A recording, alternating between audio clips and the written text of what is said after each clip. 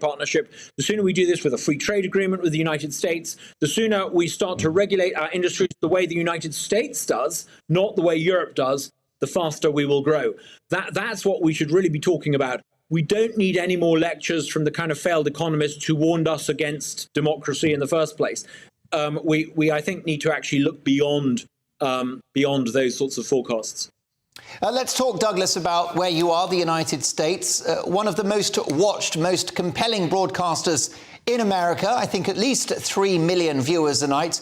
Tucker Carlson has been fired by Fox News. Take a listen to a video he recorded after that news emerged. When honest people say what's true, calmly and without embarrassment, they become powerful. At the same time, the liars who've been trying to silence them shrink and they become weaker. That's the iron law of the universe. True things prevail. Where can you still find Americans saying true things? There aren't many places left, but there are some, and that's enough. As long as you can hear the words, there is hope. See you soon. Douglas, why has he been fired? An incredibly popular and well-watched presenter. And what does his sacking mean in terms of the implications for free speech in the West?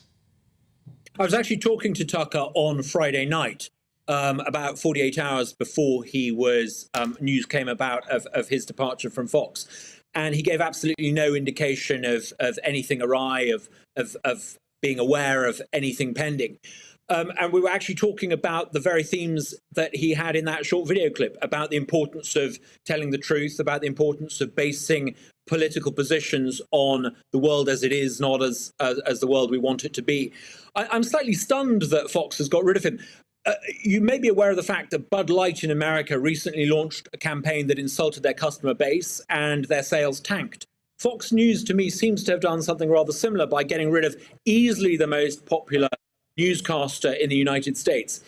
I don't think we've heard the last of Tucker Carlson. I think actually America needs him, Britain needs him, the world needs to hear he's often quite skeptical of the claims of all politicians. He's as skeptical of Republican politicians as of Democrat politicians. I think, is pretty fearless in speaking the truth. And clearly, I suspect in the words of that movie I watched a while ago, some people just can't handle the truth. They're trying to silence him. And in doing so, they're actually trying to silence a lot of middle America. They don't want these opinions to be given airtime. And I think that's concerning. But I suspect that Tucker Carlson will be as popular in 5-10 years' time as he is now. I'm not sure I could say the same for Fox News. Speaking of popularity, Douglas, the Florida governor, Ron DeSantis, is in the UK. He met the foreign secretary. Tell me about this guy's chances of becoming president. Would he be a good president? What's your appraisal of this freedom-loving governor? I also happened to run into him a few days ago, too. And I think Ron DeSantis he's a conservative in the way that Ronald Reagan and Margaret Thatcher are conservatives. He believes in free trade. He believes in the free market. He's committed to this idea of America's founding principles. He's an optimist. He believes that America's best days lie ahead. He has single-handedly turned Florida from being a Democrat stronghold to being a solid conservative stronghold. And at the moment, he's behind in the polls in the American primaries. He's clearly behind Trump. I wouldn't rule him out yet. I think he's got a lot of supporters. He's got a lot of funds. I think he's in with a chance. I would take him seriously. He's well worth listening to. He may or may not be the Republican candidate in the next election. But the kind of conservatism that he believes in is the future for American conservatism. It is very different to the MAGA type of conservatism. I think it is fundamentally, I think it's the only way to build a winning conservative coalition in America. I think he's good news. I'm a big fan of his. I wish him well. And it's great that he is meeting UK government ministers. I hope, incidentally, when he's in London, they're talking to him about a free trade agreement, because I think he's the sort of person who might actually be able to deliver on that. And if it's not him, there will be future generations of Republican leaders who will be able to deliver that. Yes, I mean, he's less divisive and a more coherent leader than Donald Trump, isn't he? And he famously said in one stump speech that Florida is where woke goes to die. Yeah, I mean, I'm not going to be anti-Donald Trump. Donald Trump, to be fair, won an election that no one was expecting him to win. And, I'm not going to be critical of him. I would simply just say that DeSantis has built a new coalition. People who have never previously voted Republican are now solidly conservative in the way that Ronald Reagan created a new conservative coalition. DeSantis has created one in his home state. You have first and second generation Americans voting for him, not because of what he says about foreign policy, but because of the retail proposition he offers them with things like school choice. And it's by offering domestic American voters a compelling conservative proposition like school choice that we're going to build a future conservative success story in America. DeSantis clearly gets this, and he's shown that he can do it in Florida. I think if he was given the chance, I think it's no question, if he was the Republican candidate at the next election, he would win pretty comfortably against Biden. But, I'm probably the one guy in this state of Mississippi who doesn't have a vote. So let's just wait and see what happens. More's the pity. Douglas, great to see you again. Thank you for joining us on Mark Dolan tonight. My thanks to Douglas Carswell, the co-founder of Vote Leave, former Tory and UKIP MP. Next up, is Rishi Sunak right to refuse to apologise for slavery? We'll hear from both sides on that next.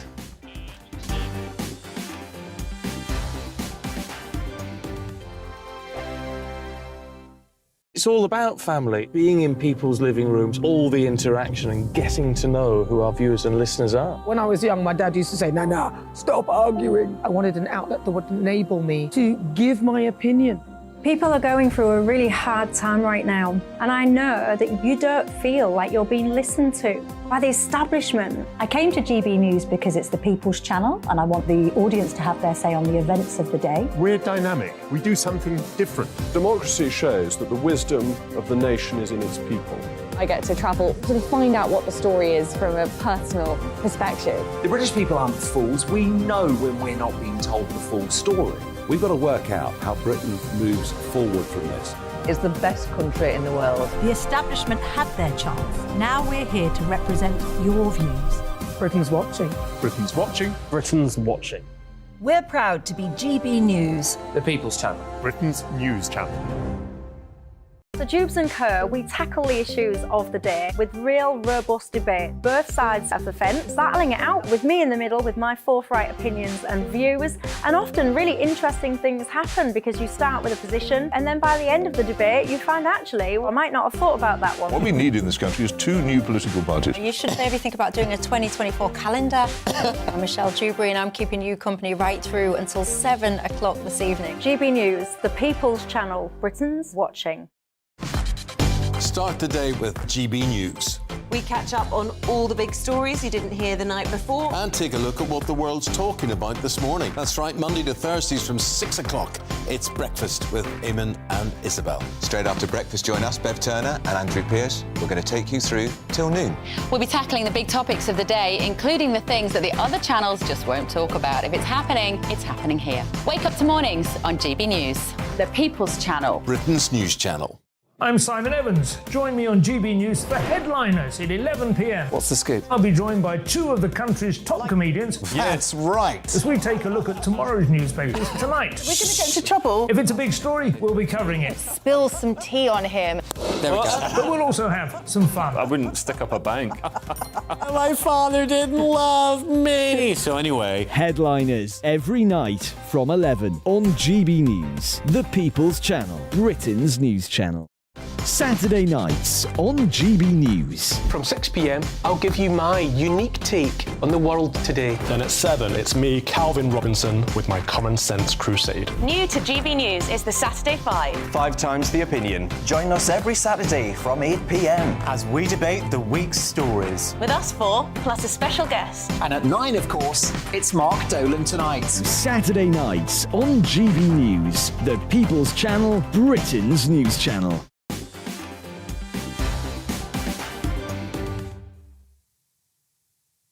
Busy 3 hours. I hope you're having a good time. You might be at home, hoping to get the kids to bed. Get that cold beer in the fridge or fire up the kettle, because we've got lots to debate tonight. And as it's Friday, plenty of fun along the way. Now, the Prime Minister has pushed back on the idea of an apology or reparations for Britain's historic links to slavery. Here was his rather compelling exchange with the Labour MP Bel Ribeiro Addy at PMQs on Wednesday. Take a listen. I want to ask the Prime Minister today if he will do what Bernie Grant asked all those years ago, what I have asked and what countless others have asked since, and offer a full and meaningful apology for our country's role in slavery and colonialism, and commit to reparatory justice. Well, no, Mr. Speaker. What I think our focus should now be on doing is, of course, understanding our history in all its parts, not running away from it, but right now making sure that we have a society which is inclusive and tolerant of people from all backgrounds. Trying to unpick our history is not the right way forward, and it's not something that we will focus our energies on. Clear messaging from the PM. So what is the best way forward? An apology and the payment of billions? Or an acknowledgement that the horrors of slavery were perpetrated for hundreds of years across many empires and nations? To debate this, I'm delighted to welcome royal expert and broadcaster Rafe Hadel-Manku and the actor, writer and commentator Femi Nylander. Femi, good to see you again. Your reaction to what Mr. Sunak had to say there in saying no, no, no? Well, I mean, I think it's clear that apology is what comes before reparatory justice. And part of the reason that people don't want to apologise for slavery is that they don't want to have to pay reparations. I mean, we have a historical precedent for this, actually, which everyone in the UK knows about, which is the Treaty of Versailles. Treaty of Versailles was where Germany was forced both to apologise and take acknowledgement for the First World War, and after that, was forced to pay a huge amount of reparations. They were even called reparations. And it both resented the fact that it had to pay reparations, but also resented the fact that it had to acknowledge what it had done, or what it was perceived to have done with regards to the First World War. And that tension led into the Second World War. So Britain has no historical problem with accepting reparations from other states that it believes have done something wrong. However, when it comes to paying reparations, it becomes a very different story. However, Femi, those reparations from Germany bankrupted the country and paved the way for Hitler. Well, I think saying the reparations paved the way for Hitler is not necessarily, is a bit disingenuous, because at the end of the day, there was a number of factors apart from hyperinflation and financial kind of ruin, which led to Hitler's rise. One of them, obviously, being remarkable amounts of xenophobia and hatred of certain minority ethnic groups, something which has strong parallels today in many parts of the world. But nonetheless, Britain isn't poor, and paying, I mean, if Britain were to actually pay the amount that it has gained historically from colonialism and slavery, it would be an awful lot of money, and it would lead to Britain having to kind of perhaps reel back from some of the excessive living that people at the top of society indulge in. But Britain has a lot of very, very, very wealthy people. Some of them very, very, very wealthy because of the slave trade. Some of them very, very wealthy because of colonialism. And obviously, it is a country which has benefited hugely from this history. And Britain would not bankrupt itself if it were to give some degree of reparatory justice. It would, however, take a lot of money to actually repair for some of these historic wrongs. Rafe Hadel-Manku, it's time for the British government to say sorry and to pay up. Yeah, there are so many historical inaccuracies with Femi's argument there. But let's just go to the main one. The Treaty of Versailles was in 1919, 1 year after the First World War. Now, were we having this discussion in 1807 or in 1808, a year after the British abolished the slave trade, I absolutely would agree with Femi that we must apologise and must pay reparations, because the victims of the horrors of slavery were alive and obviously, deserving of huge damages. But it's not 1807 or 1907 or 2007. Over 200 years have passed since the abolition of slavery. And we're talking about the descendants of slaves today in the Caribbean who are 6 or 7 generations separated between their slave ancestors. And in what sense are they actually victims? And in what sense are they deserving of reparations? Because, it's an uncomfortable truth that few people want to actually point out. But from, whether it's Britain or the Caribbean, the descendants of slaves today have a far better and far higher quality of life than if their ancestors had stayed in Africa. And that's an indisputable fact. Most former colonies are now actually middle-income countries. The GDP of the Bahamas is higher than Portugal, which was the greatest of the slave states. And whether you're looking at, Barbados or Antigua and Barbuda and Kitts and Nevis, former British slave colonies have a higher quality of life, according to the UN Human Development Index, than Brazil or Mexico or many countries of South America. So, you have to ask in what way has the British Empire disadvantaged those countries? But to put it another way, let's compare the Caribbean to West Africa, which is where most slaves came from. Now, the GDP in Benin, where a lot of slaves came from, is $1,400 a year, $1,400. In Barbados, it's $17,000. Over 10 times higher. Life expectancy in Benin is 62. In Barbados, it's 79. There isn't a single country in the Caribbean which isn't at least 4 or 5 times better. And I think Muhammad Ali put it best. Now, Muhammad Ali, great campaigner for African American rights. And, when he left Zaire after his rumble in the jungle with George Foreman, someone asked him what he thought of Africa. And he said, "Thank God my granddaddy got on that boat, because as bad as slavery is, those who were enslaved, had they stayed in Africa, the people today calling for reparations would have far and more dramatically poorer lives." And Femi, what about those African slavers who sold human beings on the open market? Well, before I get to your question, let me just address some of Rafe's inaccuracies. At the end of the day, it's interesting that you end your discussion on the topic of Zaire, which obviously now is known as the Congo. The Congo is one of the key examples of European colonialism damaging Africa to an extent where it's poorer than the Caribbean. The fact that the Caribbean is doing better than Africa at the moment is not a representation of the beneficence of Europeans in taking Africans to the Caribbean to enslave them. It's a representation of the fact that after Congo elected its first democratic leader, Patrice Lumumba, he was killed by France and by Belgium. The UK was also involved. His body was dissolved in a tub of acid, and a dictator, Mobutu Sese Seko, was installed, who robbed the country for 30 years and hid all his money in Swiss bank accounts in Europe. So Europe is very, very, very complicit in where Africa is today. Colonialism and neocolonialism have led to a situation in which Africa is so poor that the Caribbean, despite being many, many, many magnitudes poorer than the West, because of the history it's had with the West, as you say, is doing better than a lot of African states.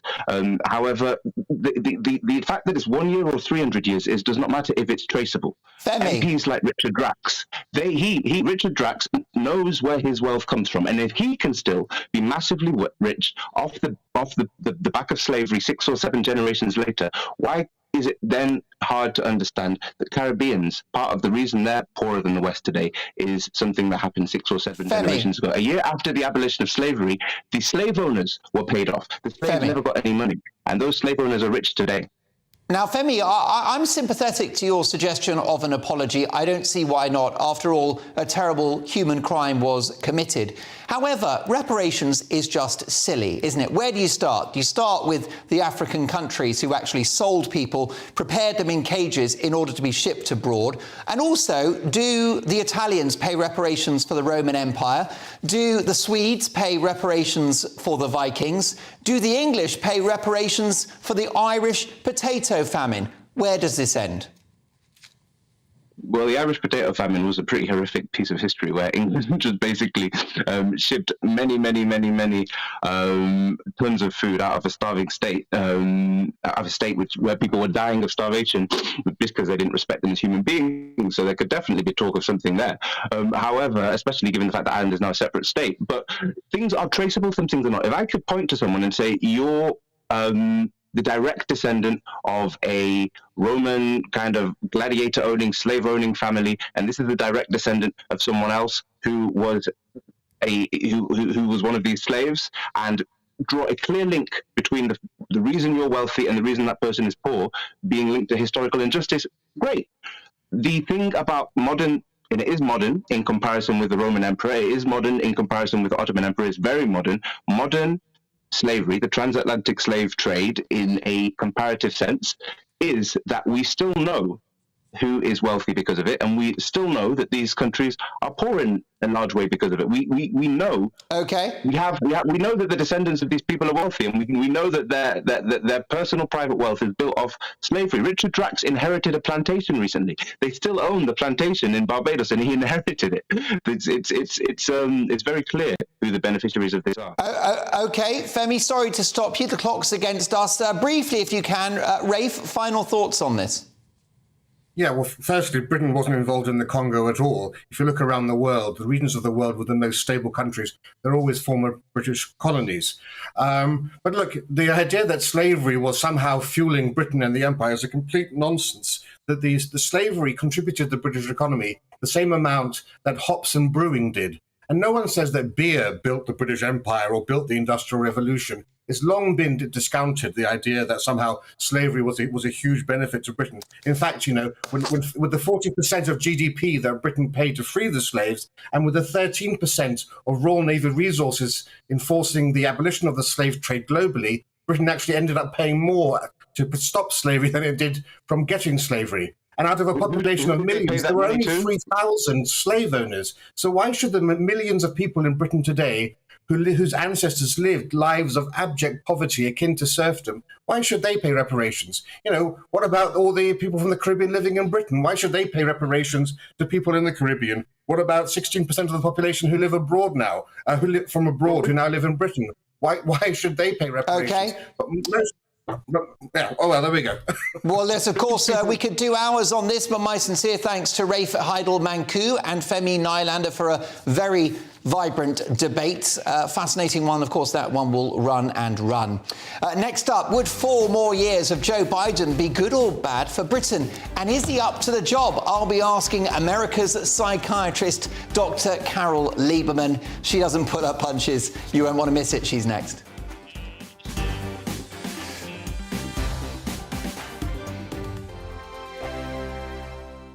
I joined GB News because I was sick and tired of not hearing my views being represented, not just mine, but so many people that I knew and spoke to. I just couldn't get my voice out there. I couldn't say anything. I couldn't do anything. Whatever the narrative was, I kind of had to follow it. GB News is there to provide a voice for those who have been ignored by the establishment media. We think different things. We've got a different style. GB News is here to be optimistic and positive about the future. It's real kind of dynamic and flowing, with the audience very much at the heart of it, like a big family.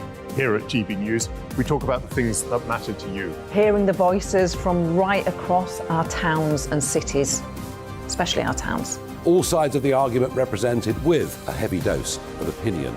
We're on a mission here to make a difference. And the GB News family really is here for you, and whatever time of day you can watch or listen. Britain's watching. Britain's watching. We're proud to be GB News. The People's Channel. Britain's news channel. Westminster is going around in ever-decreasing circles, followed by the media. Britain is broken. How on earth did we get into this mess? But more importantly, how do we get out of it?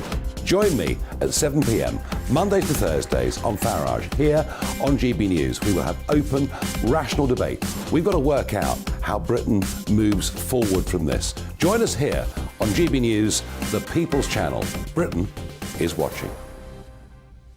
You've probably seen politicians interviewed 1,000 times, but we do it differently. We find out who they really are. We don't shout, we chat, and hopefully we bring a bit of light, not just heat. Did you know Kate Moss? Apparently.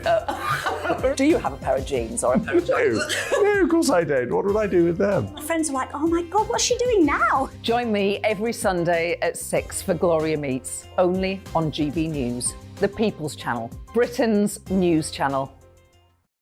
I'm Jacob Rees-Mogg, the Member of Parliament for North East Somerset and a former government minister. For years, I've walked the corridors of power in both Westminster and the City of London. We need to have the arguments, the discussions on how we make it better. Crop failures, famine, war, suffering on a scale completely unimaginable. We are putting the cart before the horse. As Charles I said at the scaffold, he was the true defender of liberty. Yeah, I've completely derailed the conversation. Join me Monday to Thursday at 8 p.m. on GB News, Britain's news channel. New to GB News is the Saturday 5. Join us every Saturday from 8 p.m. as we debate the week's stories. Right, folks, that was a spicy one, wasn't it? With us four, plus a special guest. Sometimes she has to stick her foot in it. Sometimes she has to say things as they are. Sometimes I think we should keep the refugees and send the pensioners to Rwanda. Then we'd be in a much better state. Well, Benjamin, that is... The Saturday 5. Saturday nights from 8. Only on GB News, the People's Channel. Britain's news channel. Welcome back to the show. At 9 o'clock, lots to get through, including my big opinion, folks. And it's going to be quite something to behold. I'll be talking about the BBC, who have lost their chairman. But in my view, they lost more than that many years ago, including losing the plot. My prescription for a new BBC, that's at 9 o'clock. So all of that to get through. But first, it's official, folks. And we called it on this show last weekend in a video that broke the internet. Afraid. Be very afraid. President Joe Biden, or Slow-Mo Joe as I like to call him, is set to announce this week that he'd like to run for, wait for it, another 4 years in the White House. Although by the looks of it, he could barely manage the next 4 days. The wobbly leader of the free world, who needs to be reminded every 10 minutes that he's actually president, and who's the first commander-in-chief to have more nurses than security guards, is set to tell American voters that he wants to finish the job, even though it's abundantly clear he can barely finish a sentence. Yes, indeed, on Tuesday, Joe Biden confirmed that he will seek to run for another 4 years in office. But politics aside, what about his health? Can he physically manage? And given the almost daily gaffes that he makes, should somebody in his mental state be the most powerful person in the world? To debate this, I'm delighted to welcome political commentator and legendary psychiatrist, in fact known as America's psychiatrist, Dr. Carol Lieberman. Hi, Dr. Carol. Hi, glad to be back. How did you greet the news that Joe Biden would like another 4 years in the White House? Well, you know, when he first ran for president in 2020, I was out there all around the place trying to warn people that he had encroaching dementia. So now that he's, you know, going again, his dementia, of course, has been encroaching all the more over these years. I think, you know, you were asking before, will Joe Biden's, if he became president, how would that be for the UK? As bad as it would be for America. You know, he's been saying his slogan, apparently, is let me finish the job. You know, I want to finish the job. Well, if he finishes the job in America, America is going to be totally destroyed. However, a lot of focus on his age. Doesn't that mean that he's very experienced? This guy's been in politics for decades. Well, you know, I don't believe that it should be a question of age, because we all know people who are older than 80 and who really have their act together, who, you know, can finish sentences and so on. It's not about the number, but it's certainly about his mental state. You know, his memory is bad, his emotion, all of the symptoms of dementia, his emotions, you know, he gets over emotional, you know, very quickly. You know, he's been making, every day it's in America, there are new things, new examples of how he is losing the plot. For example, he had this event with kids, you know, take your children to work with you.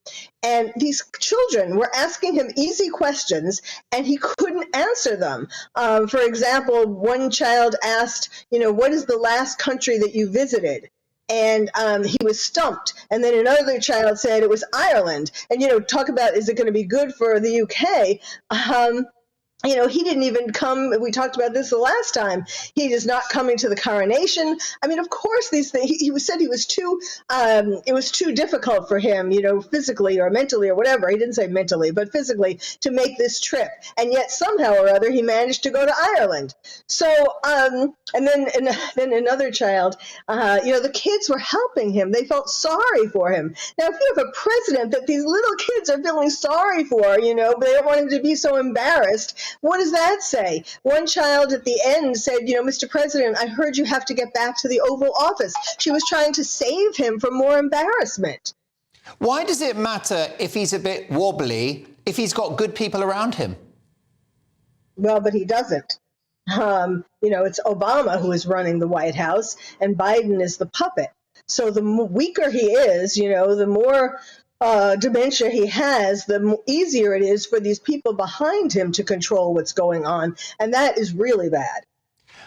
You've just dropped quite a bit of a truth bomb there, Carol. You're suggesting that Barack Obama is running the US government, he's running the White House? Yes. Yes. And where's the evidence for that, Carol? Well, because policies and ideas that Obama had and still has, that we know that he still has, are the things that somehow Biden, is being made to promote, the leftist ideas, the all kinds of hiring, for example, trans people, all kinds of the woke agenda. Let's put it that way. The woke agenda that Obama has been getting from the beginning. He has been getting Biden to implement. And what do you think are his chances of actually making it through the 4 years? If he were elected again, he wouldn't. That's really another aspect to this, that it's very scary, because in his video that he made to announce that he's going to be a candidate again, there was a lot of Kamala Harris. Now, as bad as Biden is, Kamala Harris in a way would be worse, or at least as bad, but in a different way. She's just, Kamala Harris is laughing all the time because she still can't believe that she got to be the vice president. So I'm not saying that she has dementia by any means, but she wouldn't know how to be president. Carol, which would be the lesser of two evils in the White House as of 2024, a wobbly and confused Joe Biden or a bonkers Donald Trump? Now, come on, don't bait me. I don't think Donald Trump is bonkers. Of course, Trump would be better. And, if you compare Trump and DeSantis, a lot of things they agree on, really. But in my view of what would be best, I think Trump should get to be president again. Well, I think that the two of them, if they could make up and be friends again like they once were, I think it would be great to have Trump running for president and DeSantis for vice president, because then DeSantis could go on and be president after that. Carol, having you on is always brilliant for my mental health. So my thanks to America's psychiatrist, Dr. Carol Lieberman. She normally charges a fortune for 15 minutes, let me tell you. Our time is up, but do check out her website. She does so much great journalism on YouTube, you name it. Dr. Carol Lieberman, do check her out. Coming up, it's Dial Dolan, in which I'll be taking your video calls. Tonight, I'll be asking, is it wrong for the government to consider scrapping free NHS prescriptions for the over 60s? And is it time for Britain to have child-free spaces? And don't forget, after 9, in my big opinion, I'm dealing with the BBC. Don't go anywhere.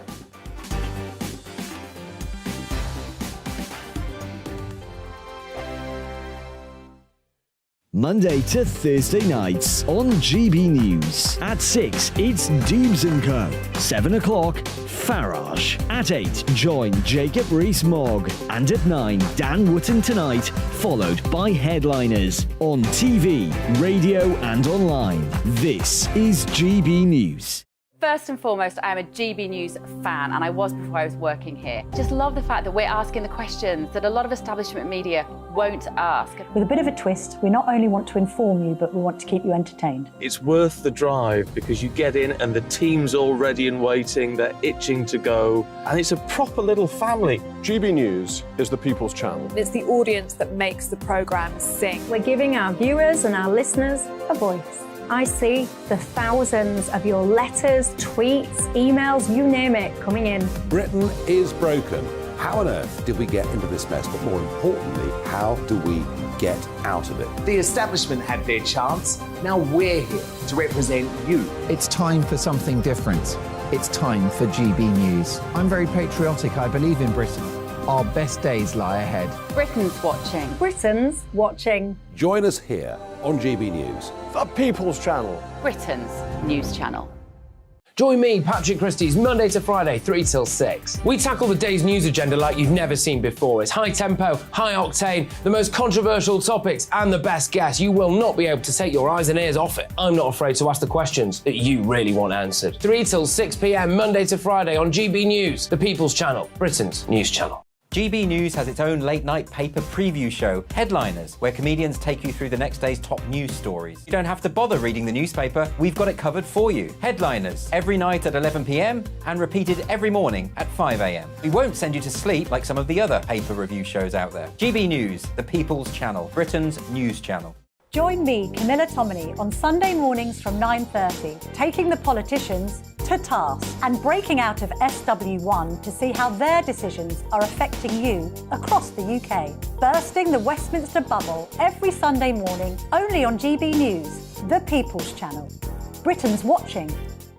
Hello, I'm Calvin Robinson. Do not miss my Common Sense Crusade Saturdays at 7 p.m. Join me for some in-depth discussions on faith. Is that not the start of the slippery slope? It's very much so. And the big moral questions of the day. I'm baffled. You've got some nerve. Only on GB News, the People's Channel, Britain's news channel. I'm Andrew Doyle. Join me at 7 o'clock every Sunday night for Free Speech Nation, the show where I tackle the week's biggest stories in politics and current affairs with the help of my 2 comedian panellists and a variety of special guests. Free Speech Nation, Sunday nights from 7 on GB News, the People's Channel, Britain's news channel.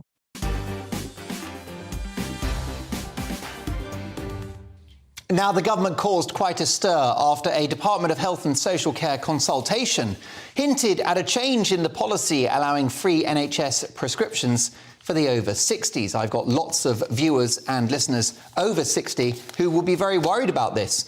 But with the prescription charge rising on a yearly basis and 4 years later no clarity on whether the current policy will be binned, I'm asking, is it wrong for the government to consider scrapping free NHS prescriptions for the over 60s? Well, at this point, every Friday, we have Dial Dolan, in which I take your video calls. And 2 people that have dialed Dolan tonight, 2 very good friends of the show, Amanda in East Sussex and Robin in St Albans. Amanda, is it the end of the party for over 60s when it comes to free prescriptions? What's your view?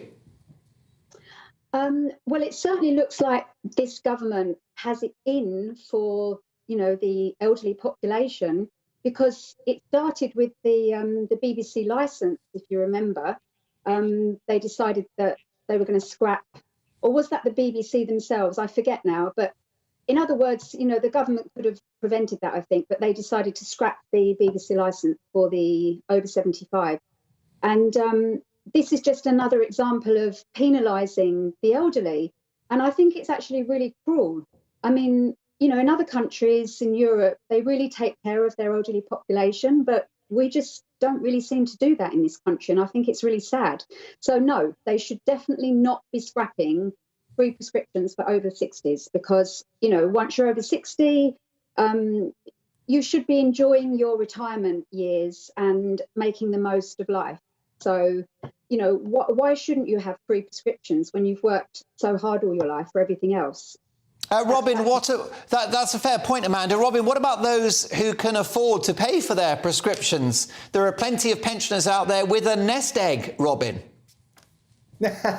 Yes, Mark. Good evening. Not you, by the way. I am. Well, no, I'm not. Okay. I am. You're a young silver fox. I'm not a pensioner. I still work 100% of the time. You've got at least 20 years. My prescriptions for free. Okay. However, I would be prepared to pay if I felt that it would help the NHS, because I think that it's something like 89% or 90% of prescriptions are free for not just the over 60s, but under 16s and people with certain illnesses. So I think it could be looked at, and if it does add a bit of money, I'll give you an example. When I went for a flu jab, I went to the doctors and I get it for free. If I'd gone to one of the pharmacies, it would have cost me £12 to £20. I said to the nurse, I'm happy to pay for this. It's once a year, no problem at all. She said, we don't know how to take the money. We don't know what to do with the money. So I think there's a fundamental issue with the whole of the system more than, say, individuals just drawing a line and saying 60 plus, etc. So I would personally be prepared to pay. I wonder, Robin, whether this is an example, though, of an attack on older people who, as Amanda has said, they've paid into their pensions, they've paid their taxes and national insurance for many, many years, decades. They've worked hard. Now they've seen the retirement age going up. They've seen pensions being taxed. And now they're seeing the threats of benefits like free prescriptions going. It's an all-out assault on older people, isn't it? Yeah, well, I'm not so sure. It depends. It honestly depends. If you're deciding whether you're going to pay for food or heating, then obviously being charged for prescriptions would be an absolute nightmare. As I said, if you could means test it, and those people that can afford to pay, because there are a lot of rich older people who could happily afford to pay if they felt that it was going to benefit the rest of the population who can't necessarily afford to pay. OK, Amanda, a new story that's popped up today, pressure on businesses to have child-free areas, child-free pubs, child-free restaurants. What's your view on that? Do you think that children are a public nuisance? Oh, my goodness. This is so unnecessary. I mean, I get where they're coming from, that, there are a lot of people that can't take the screaming kids thing when they go out to a restaurant or shopping centre. But at the end of the day, how can you possibly separate people like this? It's kind of segregation in a way, saying, oh, if you're a family, you're not welcome here. I mean, I personally don't like it when you're on a plane or in a shop and you've got a baby wailing all the time and, screaming kids everywhere. But that's what kids do. That's what babies do. They can't help it, And if we live in a world where we say, oh, we have to have child-free zones because, we need peace and quiet. I mean, no, you can't live in a world like that. So I can see where they're coming from, that they're trying to sort of appease a certain group of people that want to have this, very calm environment where they go out and they have, no children making any noise for them. But it's not, I don't think it's a very good situation in general, because it creates another form of segregation. Well, I agree, Amanda, briefly, if you can, because I went to a wedding where children were banned and it was rubbish, and the couple broke up about a year later. Oh, there you go. I mean, it just, it goes to show that they're perhaps not very nice people, if that's how they view children. That's it. Robin, what do you think? I don't know if you've got kids. Have you got kids? Yes, I do. I have 2 kids and 2 grandkids. So I bet they're smashers. All of the nightmares. And what do you think? I mean, you go to Italy, right? I'm sure you've been to Italy on your holidays, Robin. They love kids there. Why are we so chippy about small people? They love kids. I love kids, but there are certain places. I think Amanda's right. I mean, if you go to let's call it a relatively posh restaurant, the last thing you want is any screaming kids. I'll give you one example. When we lived in New York, we used to go to the movies and we'd be sitting in some R-rated movies, and suddenly behind us would be some little kid brought out by their parents because they can't get babysitters, or some baby screaming. And, that was kind of discombobulating, shall we say. But the worst for me is I do the park run on a Saturday morning, the 5K. The worst thing is when they're trying to give you directions and tell you what to do, that people who have dogs barking and you can't hear anything, now they can control those dogs. Yeah, too right. Look at you with your park runs on a Saturday. I'll have to watch you in action. I'm sure you look excellent in Lycra. Amanda, Robin, loved the Dial Dolan. We'll do it again very soon. Thank you so much. If you'd like to be part of Dial Dolan, drop me a line, Mark at gbnews.uk. Well, a busy 2 hours to come. My take at 10, I'll be dealing with Matt Hancock. But next up, I've got the BBC in my sights, and you won't want to miss it.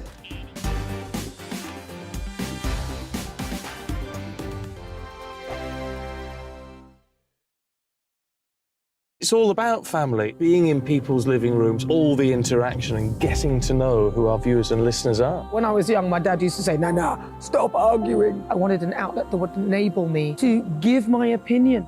People are going through a really hard time right now, and I know that you don't feel like you're being listened to by the establishment. I came to GB News because it's the People's Channel, and I want the audience to have their say on the events of the day. We're dynamic. We do something different. Democracy shows that the wisdom of the nation is in its people. I get to travel to find out what the story is from a personal perspective. The British people aren't fools. We know when we're not being told the full story. We've got to work out how Britain moves forward from this.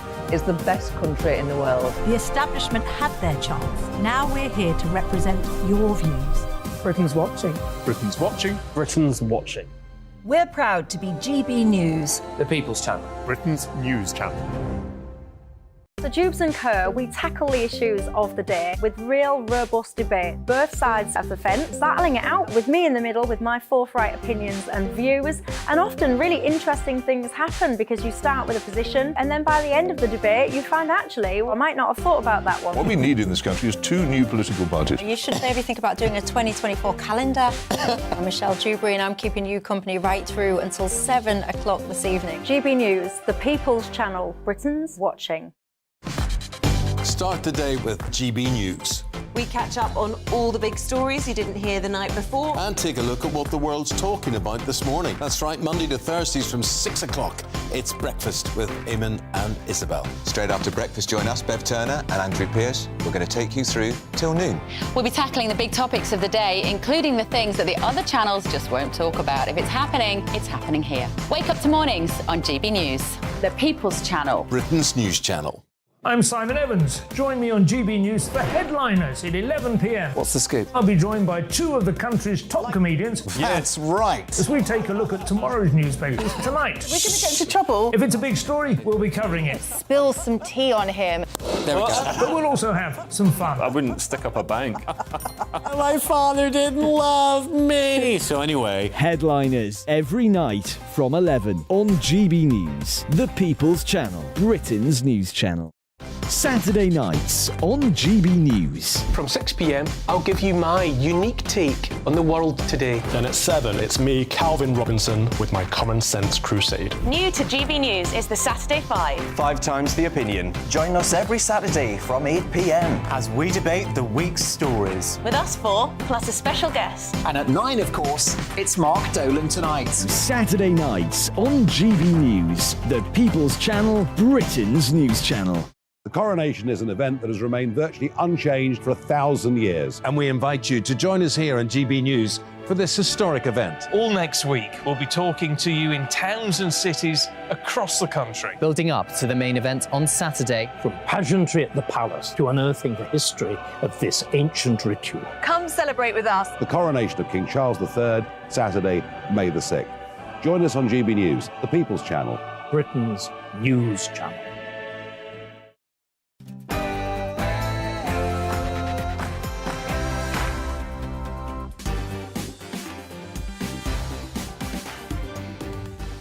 It's 9 o'clock and this is Mark Dolan tonight. In my big opinion, the BBC losing their chairman is the least of their problems. My reaction to the bombshell departure today of the Beeb boss Richard Sharp. And I'm not pulling my punches. In the big story, are changes to gambling rules an example of the nanny state in overdrive? Do we run the risk of demonising gamblers and treating them like children? My Mark Meets guest is TV comedy icon Vicky Michelle, MBE, star of EastEnders, and of course Yvette Carte Blanche from Allo Allo. Could they get away with such naughty comedy in 2023? So, lots to get through, big guests, big stories, and always big opinions. A lively 2 hours to come, starting with my big opinion. It's all about the BBC, and that's after the headlines with Ray Addison.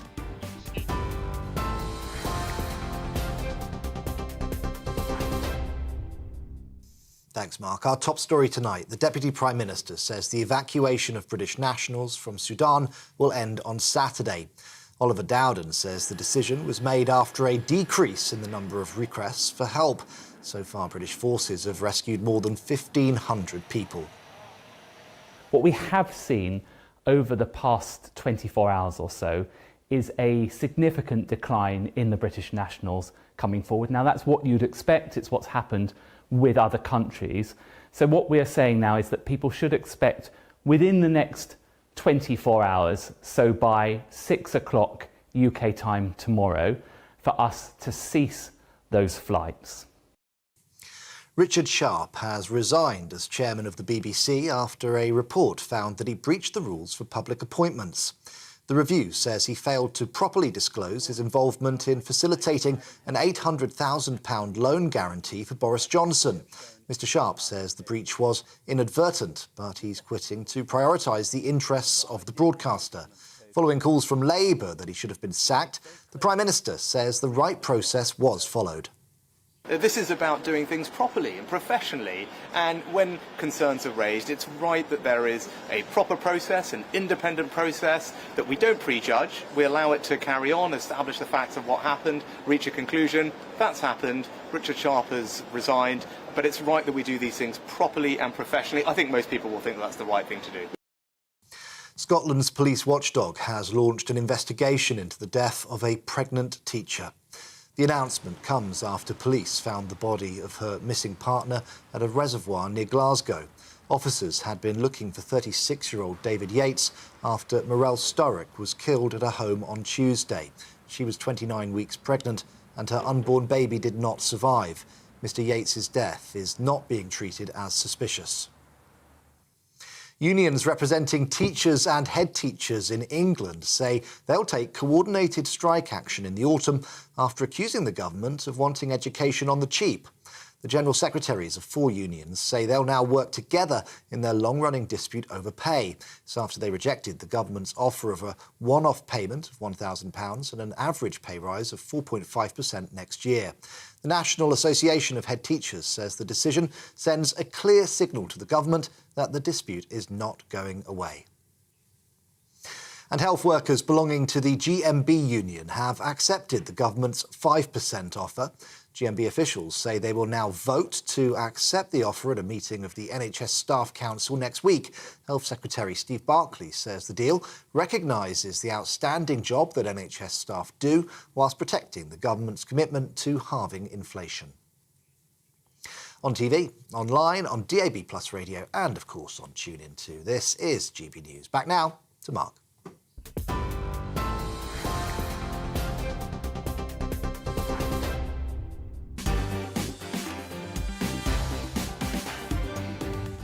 My thanks to Ray Addison, who's back at 10 o'clock. Welcome to Mark Dolan tonight on a Friday. We've got that Friday feeling. In my big opinion, the BBC losing their chairman is the least of their problems. My reaction to the bombshell departure today of Beeb boss Richard Sharp, who it turns out isn't sharp at all. In the big story, are changes to gambling rules an example of the nanny state in overdrive? Do you enjoy a harmless flutter? Do we run the risk of demonising gamblers and treating them like children? My Mark Meets guest is TV comedy icon Vicky Michelle, MBE, star of EastEnders and, of course, Yvette Carte Blanche from Allo Allo. Could they get away with such naughty comedy in 2023? I'll be asking Vicky before 10.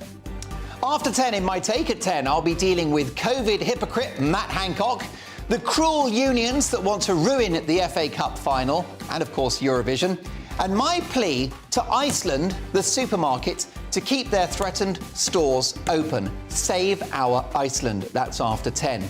My newsmaker tonight is the fearless political commentator Godfrey Bloom. I'll be asking Godfrey, as a new cabinet minister faces accusations of bullying, and these accusations landed in the Guardian newspaper of all places, is our increasingly political civil service working against the will of the British people.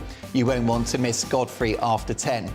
Mark Dolan tonight is the home of the papers, with tomorrow's front pages at exactly 10:30 sharp, with 3 top pundits who haven't been told what to say and who don't follow the script. Tonight, leader of UKIP and former Conservative MP Neil Hamilton, TV personality and broadcaster Precious Muir, and former royal editor of the Sun newspaper, journalist Duncan Larkham. Tonight, I'll be asking my pundits, as almost 60 people injure themselves in one location, Have cycle lanes become a joke? As it's revealed that 60% of Brits, that's right, over half of Brits, wouldn't vote for anyone. Are you politically homeless?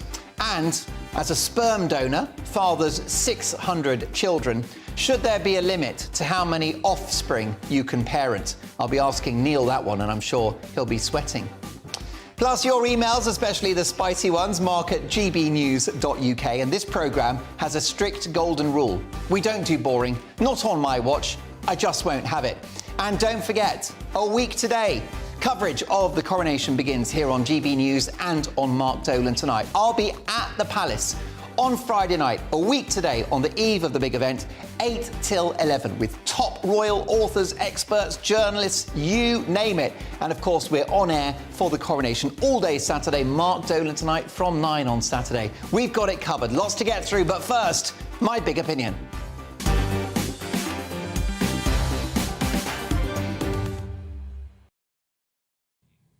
The BBC lost their chairman today, but lost the plot years ago.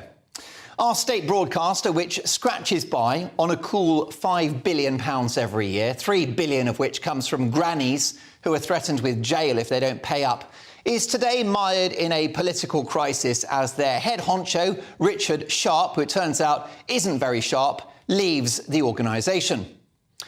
This after his £800,000 loan to, you guessed it, the former Prime Minister Boris Johnson. This payment was deemed inappropriate, I'll say. As a reminder, of course, it is worth reflecting that our talented and charismatic ex-PM brings trouble wherever he goes. You can add the word scandal to Boris's many other middle names. So who should step into this row at the worst possible time for the organisation? Enter stage left, and from the political left, it's the highest paid star at the Beeb, Britain's most famous man of colour, ex-footballer Gary Lineker, who has tweeted the following: the BBC chairman should not be selected by the government of the day, not now, not ever. Lineker's reported promise to stay out of politics, given that he's an employee of the state broadcaster, lasted about 11 minutes. It's funny because I don't remember Gary Lineker complaining about new Labour-appointed chairman under Tony Blair and Gordon Brown. The role of chairman has always been political, as is the role of Match of the Day presenter, by the looks of it. Ultimately, the Beeb have lost their chairman, but that's the least of their problems. The way that this job is appointed probably needs to be looked at, but that's once they've sorted out Auntie's myriad other issues, including tackling woke, finger-wagging storylines in shows like Doctor Who and Great Expectations, and tackling the centre-left sentiment of so much of their news coverage. Don't take my word for it. The political commentator Tom Seston and our very own Tom Harwood point out that a political scandal around the Warrington Borough Council's leader doesn't mention his political affiliations, a Labour politician. Seston points out that they have form on this. Now, take a look at these graphics that Seston has drawn up. On the left, you've got former Tory MP loses sexual assault appeal bid. Meanwhile, on the right of your image, MP convicted of harassment gets suspended sentence. No mention of her being a Labour MP. How about this one? On the left, ex-Tory, jailed for expenses fraud. Meanwhile, on the right, ex-Peterborough MP tells of prison struggles. Again, no mention of the Labour Party. And last but not least, on the left, Chris Pincher, new claims emerge against former Tory MP. Meanwhile, on the right, Jared O'Mara, former MP, jailed over £52,000 fraud to pay drug debt. You'll never guess which political party he represents. So the Beeb needs to nail political balance. The Beeb also needs to get rid, or at least axe the salaries of their overpaid talent and those executives who wouldn't command those fees in the private sector. And the Beeb should look after older stars like the popular Ken Bruce, the jewel in the crown of Radio 2, who has now gone, following in the footsteps of the brilliant Steve Wright, Vanessa Feltz and Simon Mayo. The Beeb need to stop criminalising non-payment of this tax and accept that forcing people to pay for a service many don't watch is completely wrong. It's my view that the BBC must stay, but the licence fee must go, go, go. It's time for the Beeb to remember not just its founding principles to inform, educate and entertain, but to commit properly to political neutrality and to get over Brexit. And to, as the British Broadcasting Corporation, actually big up Britain rather than sneering at the flag, which their breakfast TV presenters famously did, or ditching Land of Hope and Glory from last night at the proms. And the BBC has to once again represent all of the British people, not just a small pocket of them residing in Islington in North London. The BBC have lost their chairman today, but if they're not careful, in time, they'll lose a whole lot more than that.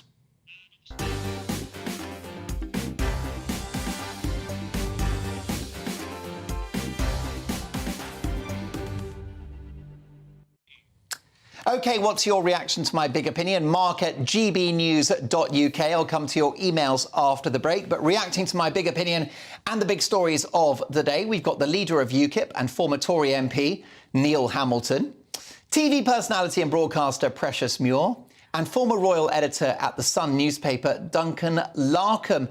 Duncan, let me start with you. The departure of the BBC's chairman, Richard Sharp, I think that's a fait accompli. It had to happen. Yeah. But there are wider issues within the organisation. Well, there are. I mean, I'll give you an example. I've just sorted the accreditation out for the royal coronation, and there's more than 300 accreditations giving out to the BBC. The duplication of an organisation that huge, it's not good value for money. And if it were a private sector rather than public, I think it would be a lot more streamlined and just as effective from a news point of view. Well, let me tell you, GB News, I'll be going down with producer Greg, and that's about it.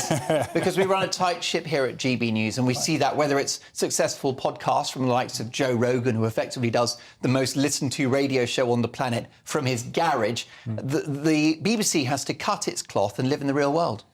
Well, I think so, and I think that you can't have removal of competition at the local level. You think of local radio, local newspapers. The BBC is hoovering up all of this at a time which really leaves us all in the hands on a local level of the opinions and the output of an organisation that, frankly, is probably well out of date. There is a flip side to this, Precious, which is that millions of people in this country listen to the BBC and watch it every day and are very happy with the product.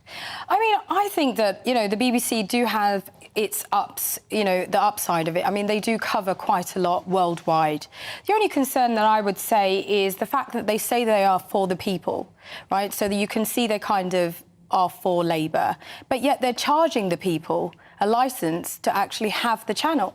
So it kind of goes against what they're really kind of doing in regards to that. And I feel like they're not really considering the people in that sense, because charging them a licence fee or having to have a TV licence to watch the channel is outrageous. I think it should be taken away completely. Do you think the Beeb is politically biased? I mean, obviously he's given or helped or, involved in some way of getting that loan to Boris Johnson. And probably that's not a good thing. I mean, it's being, it's come out now, but who says it would have ever come out if in the case of what's happened? I mean, how long could we have had him in that role for as long as he could? Because we didn't know about it. Chairman is always appointed by the government of the day. Yes. And they're within their rights to choose somebody right of centre. Many viewers and listeners to this show would argue you need that balance because everyone working at the Beeb is a lefty. Well, yeah, I think that it would have been... I don't think it's fair because obviously it's been exposed that he is doing something that he shouldn't.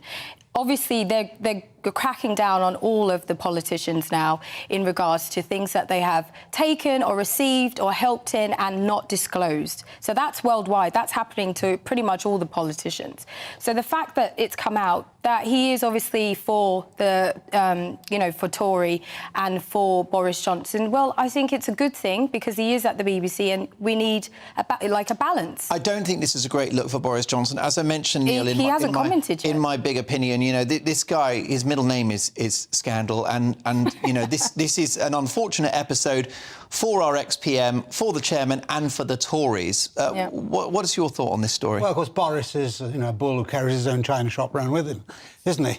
And so you hear the clashing of broken crockery every day when he's around. Richard Sharp was sort of decent but hopeless, I think is the best way to describe him, and certainly not a politician. Sounds like my wedding night. Well, we'll wait to see the film footage before I comment. We won't. Yeah. But he's a decent man. He made a lot of money in Goldman Sachs, where he was apparently Rishi Sunak's boss for a time, and then retired to devote his life to public service. And I don't believe for a moment that he was politically biased in the sense that the Labour Party are saying. But, of course, it's not a good look. And he should have known better, I think, that this was not going to end very well for him, and should have made the decision to resign some time ago. But I mean, you're absolutely right that this is really a sideshow compared with the real issue about running the BBC. The chairman is the chairman of the Board of Governors, who's a kind of non-executive overseeing body, whereas what we know about the BBC is that it's the broadcasting arm of the Guardian newspaper, isn't it? Overwhelmingly, the editorial line in the BBC is centre-left, and the mindset is centre-left, and that's the real point. But the BBC would push back, and they said that they get as many viewers and listeners writing to them saying you're supporting the Tories. Well, jury's out on that, but that's not the point. I mean, I wouldn't bother to write to the BBC to complain because I know that the system would not produce any worthwhile result. So I don't think that indicates anything at all. Well, let me tell you that GB News is free of charge, and it always will be. Coming up next in the big story, are changes to gambling rules an example of the nanny state in overdrive? Are gamblers being treated like children? That's next.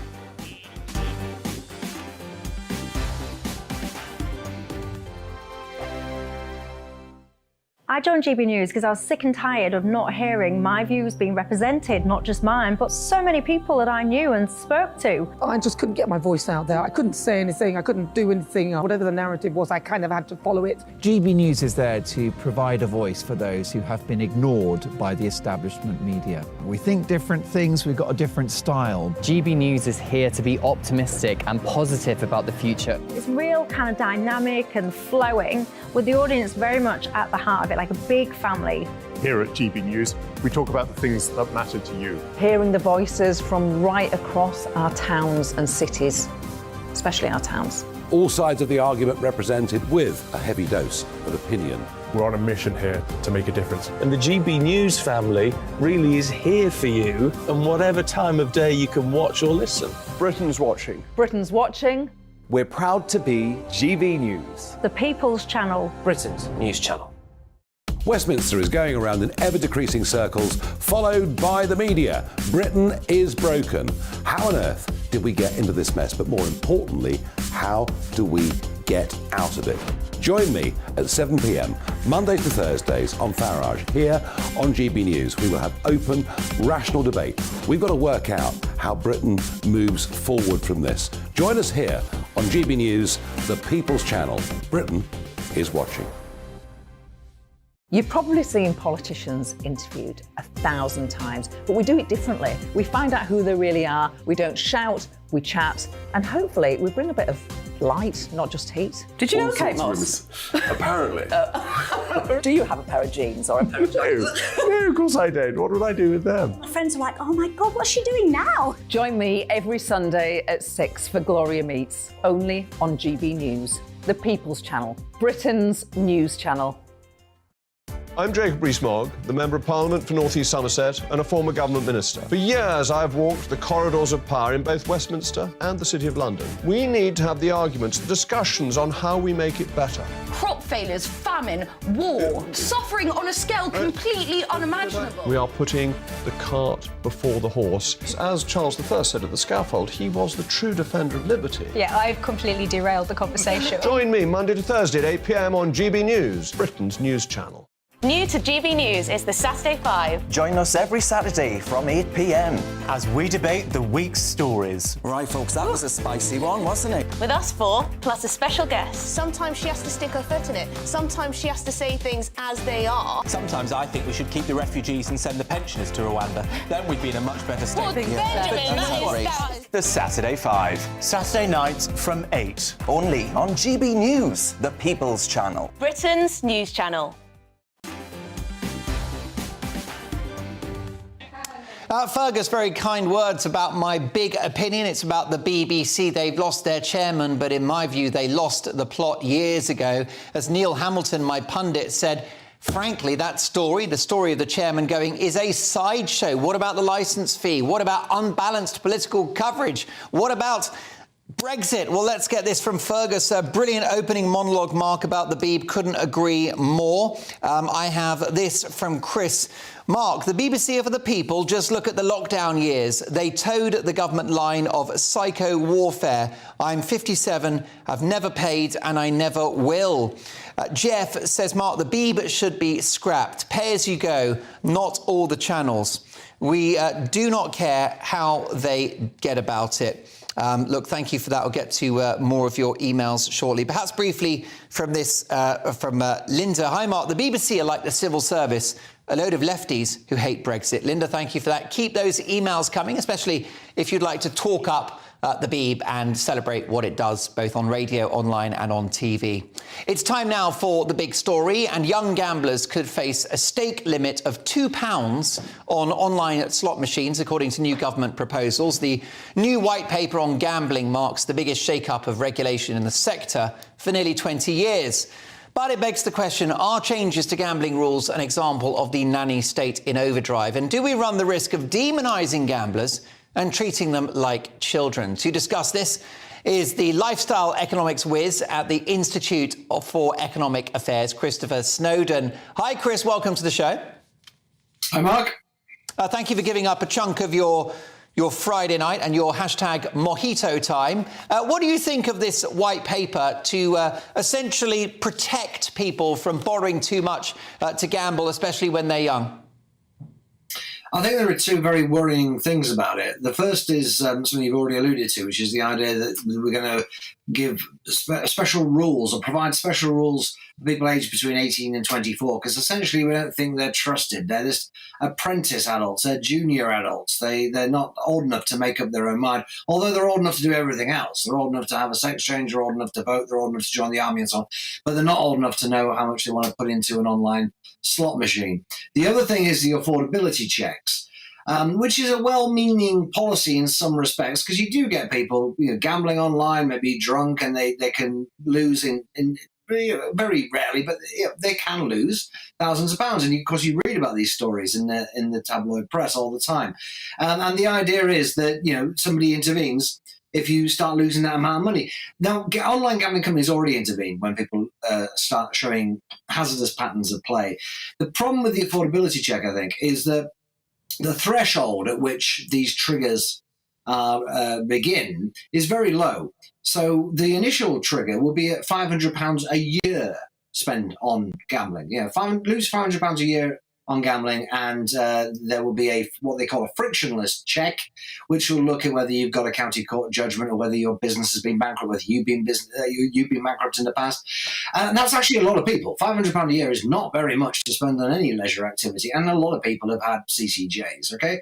So my question is, what then happens? There's another step, by the way, later on, if you lose £2,000 in the course of 3 months, which wouldn't be unusual for serious gamblers, not problem gamblers, just people who like gambling, people who are into horse racing and so on. They would see a £2,000 win over the course of 3 months, or a £2,000 loss over 3 months as not being a big deal, really, right? But that then triggers an even more intensive affordability check, which potentially involves you having to show your bank statements and what have you to online gambling companies. But even then, it's not clear in the white paper what actually happens. Are these people going to be banned from gambling on every online website, because they'll all be joined together in some way? And if not, what's the point of this, right? They're saying these are not going to be intrusive checks. If they're not intrusive, they're not going to really find out whether you can afford to gamble. If you've got the money, by definition, you can afford. to gamble in some sense. And if they're not going to kick you off, how is this going to reduce problem gambling? So it's very vague, and I suspect that in the consultation phase, a lot of this will kind of crumble. Yes, you do wonder, don't you? Christopher, let's bring my pundits in if I can. We've got the journalist Duncan Larkham, Precious Muir, who's a broadcaster and political commentator, and UKIP leader Neil Hamilton. Duncan, what's your view on this attempt to protect people from themselves? Well, I think I speak from personal experience. My older brother was a very successful guy in the city. He'd never talked about gambling. He wouldn't place bets or anything. And then we found out, actually, over a period of 2 years, he had developed a gambling addiction and gambled more than £750,000. Frankly, destroyed his marriage and destroyed an awful lot more besides. It is a secret addiction. You do not see it creeping up, as you might perhaps with someone that drinks alcohol too much or takes drugs. It is a real horrible thing when it's in your family. But having said that, it's one of those things now, this is lip service. Surely this is just lip service. You cannot ban gambling. Gambling is a pastime for people that a lot of people enjoy perfectly legitimately. And I think if the abuse is there, it's going to be there. So I worry, really. I mean, if you're 18 years old and you carry around a mobile phone, you're carrying around one of the world's biggest casinos in your pocket. How on earth are you going to rein that in? It's not enough. And frankly, it's just the awareness that needs to be raised. Well, Duncan, are there any government protections, stricter rules that could have protected your brother from losing £250,000? It was £750,000. Sorry, £750,000. Yeah, £750,000. No, frankly, I don't think so, because the only time that we found out it was a problem was when he had hit absolute rock bottom and, frankly, was either looking at going to prison or committing suicide. It was a horrendous time. And something that, I'm very proud of him to say that he now campaigns and is a reformed gambler. But no, something needs to be done. But what that something is, I'm not sure that either side of the gambling debate can even agree. OK. Neil, what do you think about this? I know you're a bit of a libertarian. You don't like a big state snooping on our lives. No, I think this is utterly pointless and unnecessary intrusion. Plenty of things that the government can do which would be useful to us. We learned from the papers today that there are 4,000 pieces of EU legislation that the government's identified as useless and want to get rid of, but they haven't got time to do the job before the next election. They can only get rid of 800 of them. So, why don't they stop trying to police the unpoliceable, as in these gambling proposals, and get on with doing something useful? I mean, gambling, everybody who has got half a brain knows that gambling is a mug's game and you're almost bound to lose. The house has always got the odds in its favour. I like going to the races and having a flutter. I expect to lose a certain amount of money on the day. It's fun if you win, but over a lifetime you're probably going to lose your shirt or what price you put on your shirt. When I was a kid, my very first job was working in an amusement arcade with fruit machines. And I actually made a lot of money out of gambling because I got to know all the combinations of the fruit machines. So I knew when they would win by observation. And so I watched how much money people were putting in, and then I swooped to scoop the pool at the right moment. That's the only way to go gambling, in my view. What a canny operator. I mean, you're all clearly gamblers. You're on GB News. But, Precious, what do you think about this? You're a bit younger than some of my other pundits. You're closer to the age group protected.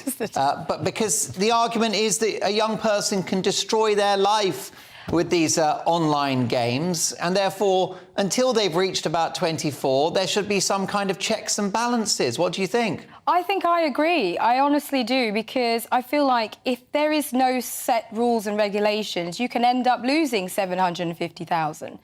So there has to be something in place where I'm not saying they have to completely control the lives of these people, but there does have to be some sort of boundaries, because going to the casino and having a little gamble on an occasion or with friends is totally different than sitting at 2 a.m. in the dark on your phone gambling. Those are two very different things. And so there has to be some form of control, because people will literally lose the shirts off their back and their homes and their families if this doesn't get set in place. And I agree they should. Chris Snowdon, finally, if these new regulations, if they help one family, surely they're worth it. Yeah. Well, how much is it going to cost? Are we really saying that? I mean, would we say that about anything else? No, if it costs £100 billion, clearly it wouldn't be worth it, because you could use the money in better ways. And it's not the way to look at it. And actually, unfortunately, one of the worrying things about this campaign over the last few years for all these new gambling restrictions, it's been entirely based on anecdotal evidence and very sad stories about people who've killed themselves. And hard cases really do make bad law. And shroud waving as a basis for public policy is not the way to go. You need to look rationally at these things. The whole purpose of people being pushed on the TV and talking about how their child killed themselves and they were a problem gambler is to get you so emotional that you don't think about the policy. You don't think about the costs and benefits and trade-offs, and you just go with anything. We're getting in a situation now where there's a bit of a turning point in the last few days, actually, in which we're starting to look at gambling like tobacco, and that's what the public health lobby wants. The thing that they really liked from this legislation that's been overlooked is this huge levy that's been put on the gambling industry, which I'd like to see go to the NHS to treat problem gamblers. A lot of it is going to get siphoned off towards various public health academics and activists to campaign for more and more regulation in a sort of anti-tobacco style, in which not just problem gambling is presented as being the problem, but gambling per se. OK, Chris Snowdon, you can get back to that Mai Tai cocktail now. Great to have you on the show on a Friday night. Christopher Snowdon is from the Institute for Economic Affairs. A fascinating debate. What do you think? More controls for gamblers, especially younger ones? Mark at gbnews.uk. Coming up with the pundits, are cycle lanes now a joke? Do you feel politically homeless? And should there be a limit to how many offspring you can parent? All of that next.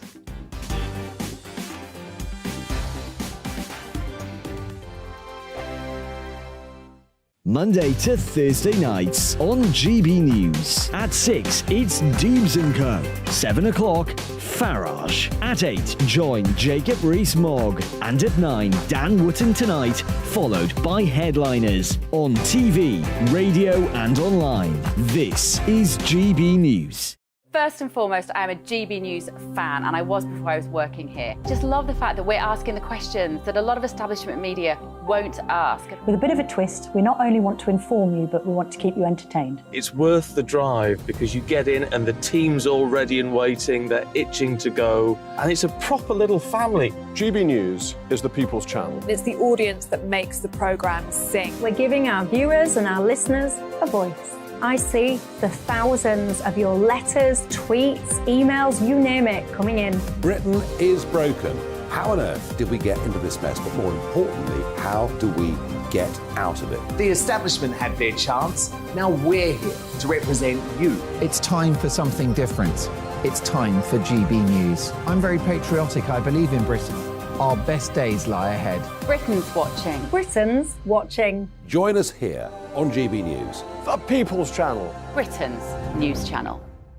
Join me, Patrick Christie's, Monday to Friday, 3 till 6. We tackle the day's news agenda like you've never seen before. It's high tempo, high octane, the most controversial topics and the best guests. You will not be able to take your eyes and ears off it. I'm not afraid to ask the questions that you really want answered. 3 till 6 p.m, Monday to Friday on GB News, the People's Channel, Britain's news channel. GB News has its own late-night paper preview show, Headliners, where comedians take you through the next day's top news stories. You don't have to bother reading the newspaper, we've got it covered for you. Headliners, every night at 11 p.m, and repeated every morning at 5 a.m. We won't send you to sleep like some of the other paper review shows out there. GB News, the People's Channel, Britain's news channel.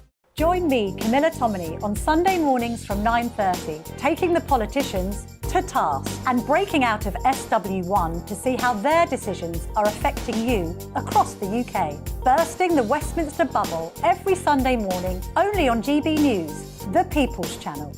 Britain's watching. Hello, I'm Calvin Robinson. Do not miss my Common Sense Crusade Saturdays at 7 p.m. Join me for some in-depth discussions on faith. Is that not the start of the slippery slope? It's very much so. And the big moral questions of the day. I'm baffled. You've got some nerve. Only on GB News, the People's Channel, Britain's news channel. I'm Andrew Doyle. Join me at 7 o'clock every Sunday night for Free Speech Nation, the show where I tackle the week's biggest stories in politics and current affairs with the help of my 2 comedian panellists and a variety of special guests. Free Speech Nation, Sunday nights from 7 on GB News, the People's Channel, Britain's news channel.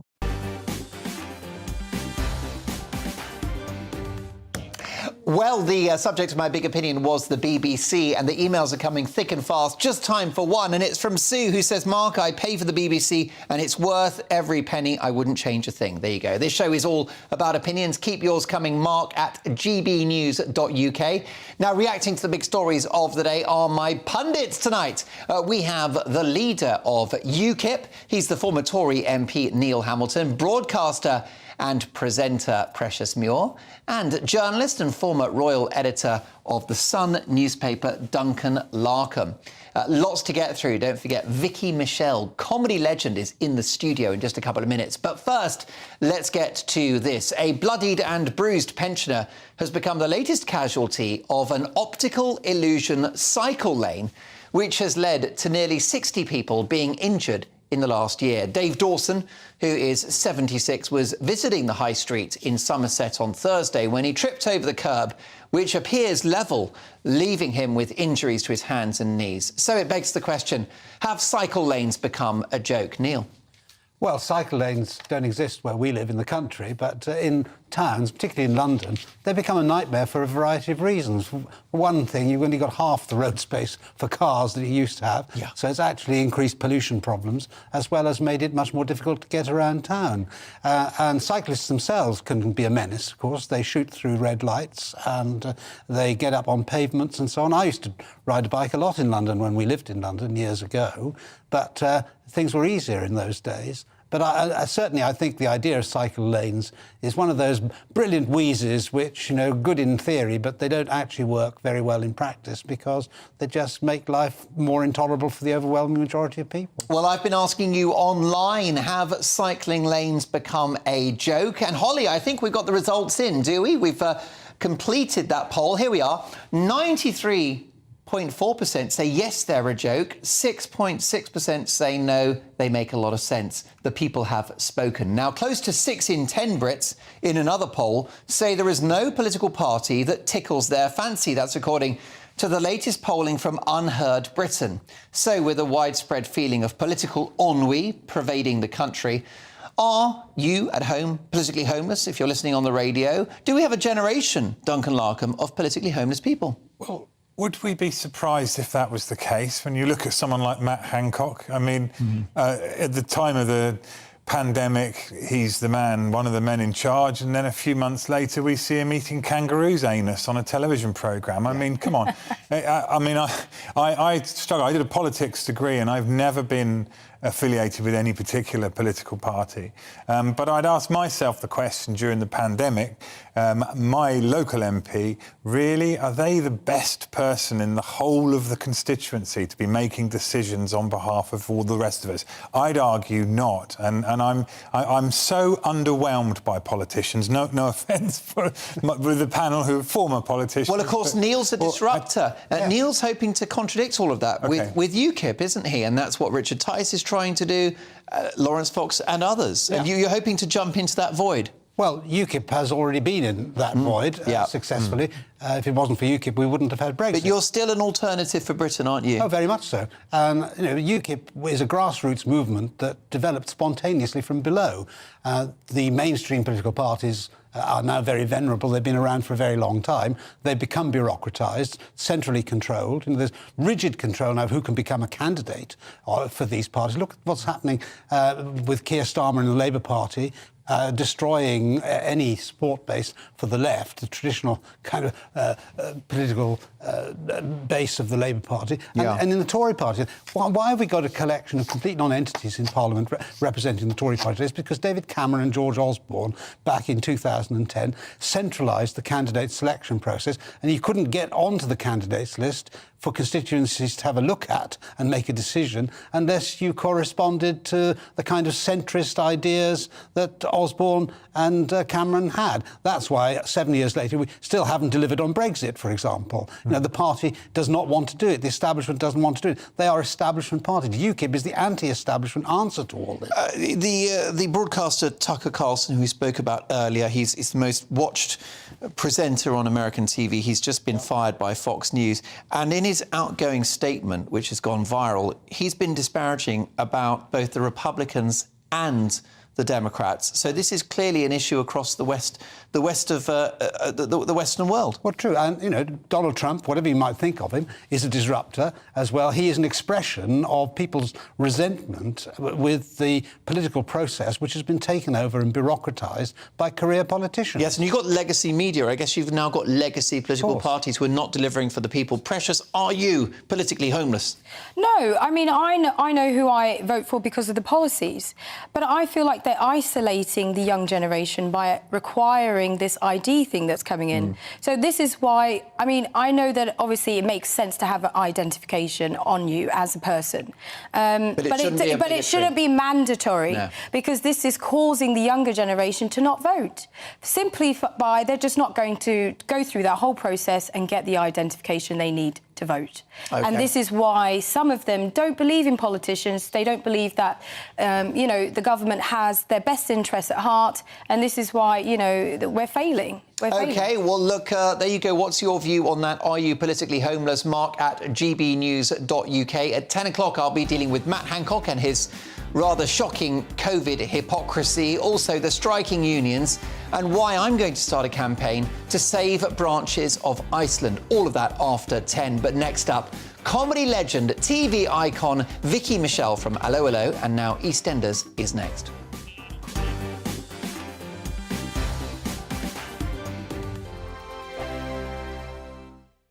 It's all about family, being in people's living rooms, all the interaction and getting to know who our viewers and listeners are. When I was young, my dad used to say, Nana, stop arguing. I wanted an outlet that would enable me to give my opinion. People are going through a really hard time right now, and I know that you don't feel like you're being listened to by the establishment. I came to GB News because it's the People's Channel, and I want the audience to have their say on the events of the day. We're dynamic. We do something different. Democracy shows that the wisdom of the nation is in its people. I get to travel to find out what the story is from a personal perspective. The British people aren't fools. We know when we're not being told the full story. We've got to work out how Britain moves forward from this. It's the best country in the world. The establishment had their chance. Now we're here to represent your views. Britain's watching. Britain's watching. Britain's watching. We're proud to be GB News. The People's Channel. Britain's news channel. So Dubes & Co, we tackle the issues of the day with real, robust debate, both sides of the fence, battling it out with me in the middle with my forthright opinions and views. And often really interesting things happen because you start with a position and then by the end of the debate you find actually, well, I might not have thought about that one. What we need in this country is two new political parties. You should maybe think about doing a 2024 calendar. I'm Michelle Dewberry and I'm keeping you company right through until 7 o'clock this evening. GB News, the People's Channel, Britain's watching. Start the day with GB News. We catch up on all the big stories you didn't hear the night before. And take a look at what the world's talking about this morning. That's right, Monday to Thursdays from 6 o'clock. It's Breakfast with Eamon and Isabel. Straight after breakfast, join us, Bev Turner and Andrew Pearce. We're going to take you through till noon. We'll be tackling the big topics of the day, including the things that the other channels just won't talk about. If it's happening here. Wake up to mornings on GB News, the People's Channel. Britain's news channel. I'm Simon Evans. Join me on GB News for Headliners at 11 p.m. What's the scoop? I'll be joined by two of the country's top comedians. That's right. As we take a look at tomorrow's newspapers tonight. We're going to get into trouble. If it's a big story, we'll be covering it. Spill some tea on him. There we go. But we'll also have some fun. I wouldn't stick up a bank. My father didn't love me. So anyway, Headliners every night from 11 on GB News, the People's Channel, Britain's news channel. Saturday nights on GB News. From 6 p.m, I'll give you my unique take on the world today. Then at 7, it's me, Calvin Robinson, with my Common Sense Crusade. New to GB News is the Saturday 5. 5 times the opinion. Join us every Saturday from 8 p.m. as we debate the week's stories. With us 4, plus a special guest. And at 9, of course, it's Mark Dolan tonight. Saturday nights on GB News, the People's Channel, Britain's news channel.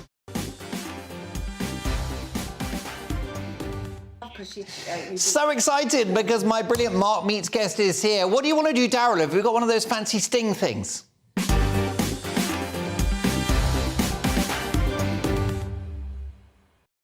Look at that, this show is not thrown together. It's time for Mark Meets, in which I speak to the biggest names in the world of politics, showbiz and beyond. Tonight, acting legend Vicky Michelle, known for her countless TV roles, such as Patricia Foster in Emmerdale, and perhaps most memorably as Yvette Carte Blanche in the classic BBC TV comedy series Allo Allo. She starred in the 14th series of I'm a Celebrity and over the years has worked with the likes of Joan Collins, Dudley Moore, Les Dawson, Kenny Everett, Ronnie Corbett and many others. The list goes on. Mark Dolan. She's also a very successful entrepreneur and film producer, and in 2010 she was awarded the MBE for her services to charity. She's currently just off the back of a stint in EastEnders as Jo Cotton, where once again she won the hearts of millions of viewers. Vicky Michelle, MBE, welcome to Mark Dolan tonight. Well, it's lovely to be here, Mark. Tell me about that award, the Gong. Who actually gave it to you, the MBE? Well, it was, of course, the Queen. And no deputies? No. As much as I love Charlie, I really wanted the Queen to give it to me, and she did, and she was amazing. Yes. I had a little chat with her. This was in 2010? Yes, it was. So she enjoyed better health then? Oh, yes. So I mean, she stood for hours. Right. Hours, seeing all these people. She was amazing. And what was it like to just be in her presence and seeing her face to face, especially for that moment as an equal? I was in awe. When you look back at the photos and I'm looking up at her and I'm just like going, oh my God, I can't believe it's the Queen. And yeah, it was a wonderful, wonderful occasion. My mum was there at the time. So I think it's often the case with knighthoods, MBE, OBE. It's as much for the family and friends as it is for you. Oh, yes. Yeah, but it was such a great honour. And I was determined to talk to her. So I did. There's a surprise. So did you indulge in any Allo Allo style innuendo, or what did you say? I actually said, I hear the Queen Mum is a big fan of Allo Allo, right. And she said, yes, and I went, and I said, Mum, and at that time, I think I was doing a Ray Cooney play over the road to Windsor. Was that Run for Your Wife? No, it was. Oh, he's written a few. It was about London, you know, at the East End of London. I remember that one as well. And and I said, Mum, because she's patron of the theatre, I said, if you'd like to pop over, she said yes. Well, that's it. You managed to get some banter out of the late great Queen Elizabeth. You'd had a long career before Allo Allo, but was that the part that changed your life? Yes, I think I was known within the industry because I'd worked with all the legends. I mean, I started off doing things like Softly Softly, Minder, Professionals.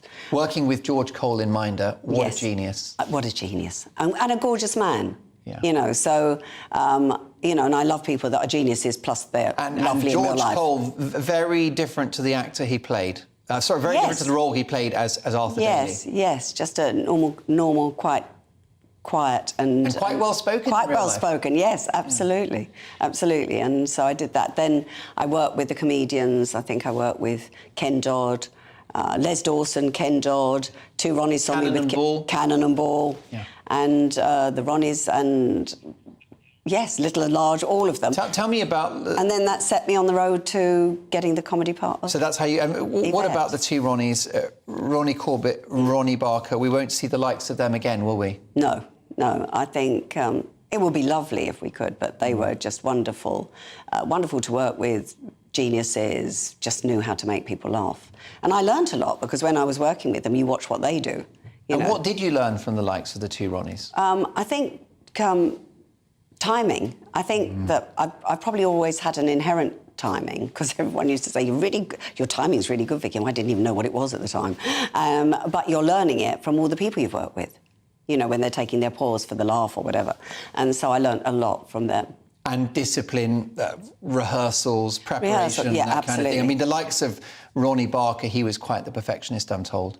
Yes, he was, but he was just always lovely to me, but he wanted it just right. Yes, he was a perfectionist. Tell me about working on Allo Allo. I think it was roughly 85 episodes, which is almost unprecedented for a British sitcom. When you started the series, did you know you were part of something special? I think when I read the script, we were given the script before we went in to read for the part, and you were laughing out loud at the script. And this was the pilot. And you just went, oh, this is good. And then when they decided to do it, which took forever, I mean, it was about 1.5 years before they decided to go ahead with it, because it was about the war and everything. But Sir Michael Graves said, no, I want to do it. And then I got the part of Yvette. I read for Michelle and Yvette. Is that right? And I got the part of Yvette. And the rest was history. It was just a funny, laugh-out-loud show. Brilliant writers. You know, David Croft and Jeremy Lloyd. You couldn't get better. An amazing formula they had, so prolific as well. The series was very consistent, all held together by the legend that was Gordon Kay. Yes. Yeah. Your yes, squeeze on the show. My squeeze. The most unlikely sex symbol. So that was an important relationship, I suppose, the chemistry you two had. Yes, it was. Yeah, and I think... but it was with the whole cast was important. Yeah. You know, I mean, I think that David said at one time, David Croft said, usually there's 2 or 3 characters that will, you know, jump off the screen and they'll be the main stars. Yeah. But actually, we had about 14 characters and they were all so main many. stars. The Nazi character, Hair Flick, Helga. And then the Geoffrey Holland as the French policeman. No, not Geoffrey Holland. Not Geoffrey, no. Arthur Bostrom. Moaning, Arthur Bostrom. I've got to get this right. But Geoffrey Holland's fabulous as well. He's great as well, and part of that wonderful stable of comedy actors from that era. Would you get away with the humour like the humour from Allo Allo now? Because it was cheeky, wasn't it? It was cheeky. A bit sexy. Yes, a bit sexy. A schoolboy humour. Yeah. You know, it just made you laugh out loud. And it would be sad if we couldn't. I think that people are so worried about what they say nowadays is that we've lost our sense of humour. And I think that's why when they repeat Allo Allo now on Yesterday or Drama, that everyone tunes in. Can't get enough of it. You can't get enough of it because we need to laugh. We need those sort of humorous shows back again. Tell me about your time in the jungle. You were alongside Michael Burke and Edwina Currie, who's a regular on this show. Tell me about Edwina. Well, when I found out Edwina was going on, I thought, we're not going to get on. But she was amazing. We got on so well. And she's really flirty. She is. And she's very practical and down to earth, isn't she? She's no nonsense. No. And also, she did all of her trials. You know, she just went, no, I'm going to do it. And she was very honest. And when I disagreed with her on a couple of things, she said, no, but you're quite entitled. It wasn't like she tried to batter me to say, no, this isn't right. You should think like this. She just listened. And what about you and the creepy crawlies and your brilliant Bush Tucker trials? You were heroic. Oh, bless you. Yeah, I think that because you're doing it for someone else, that you've got the whole team to... Because you've got to feed them, right? You've got to feed them. And so you have a different aspect. So you're working as a team. And I think that that's what comes into play.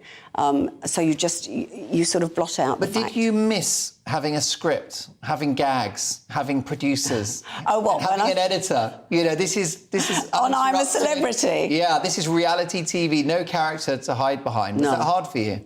No, because I'm just me, you know, and I think that... And also, you know, when you're touring, I've done loads of touring theatre, and you're on the road with loads of actors. Well, this was like the same. I'm living with all of these sort of, some actors, some not. So it didn't really bother me, and I think that people got upset about not eating.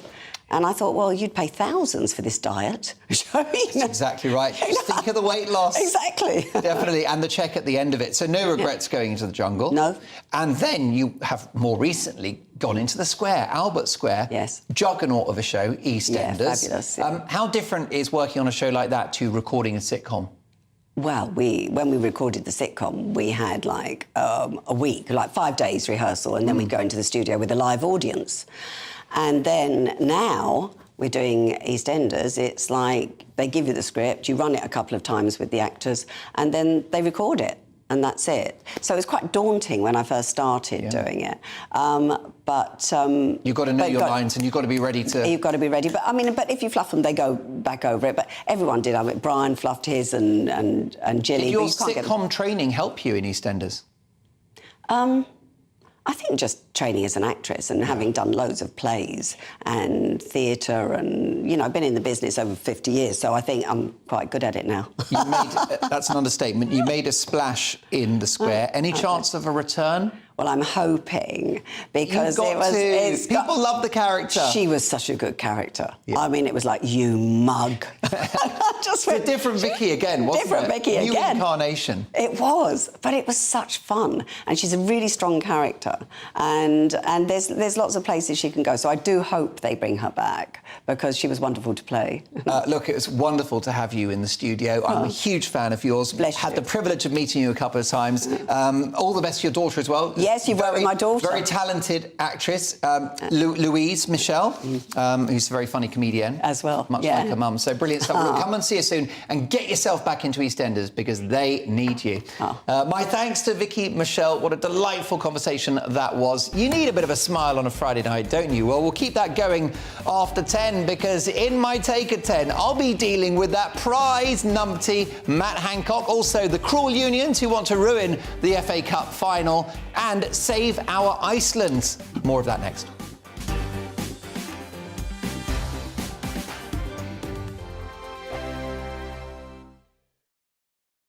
I joined GB News because I was sick and tired of not hearing my views being represented, not just mine, but so many people that I knew and spoke to. I just couldn't get my voice out there. I couldn't say anything. I couldn't do anything. Whatever the narrative was, I kind of had to follow it. GB News is there to provide a voice for those who have been ignored by the establishment media. We think different things, we've got a different style. GB News is here to be optimistic and positive about the future. It's real kind of dynamic and flowing, with the audience very much at the heart of it, like a big family. Here at GB News, we talk about the things that matter to you. Hearing the voices from right across our towns and cities, especially our towns. All sides of the argument represented with a heavy dose of opinion. We're on a mission here to make a difference. And the GB News family really is here for you, and whatever time of day you can watch or listen. Britain's watching. Britain's watching. We're proud to be GB News. The People's Channel. Britain's news channel. Westminster is going around in ever-decreasing circles, followed by the media. Britain is broken. How on earth did we get into this mess? But more importantly, how do we get out of it? Join me at 7 p.m, Mondays to Thursdays on Farage, here on GB News. We will have open, rational debate. We've got to work out how Britain moves forward from this. Join us here on GB News, the People's Channel. Britain is watching.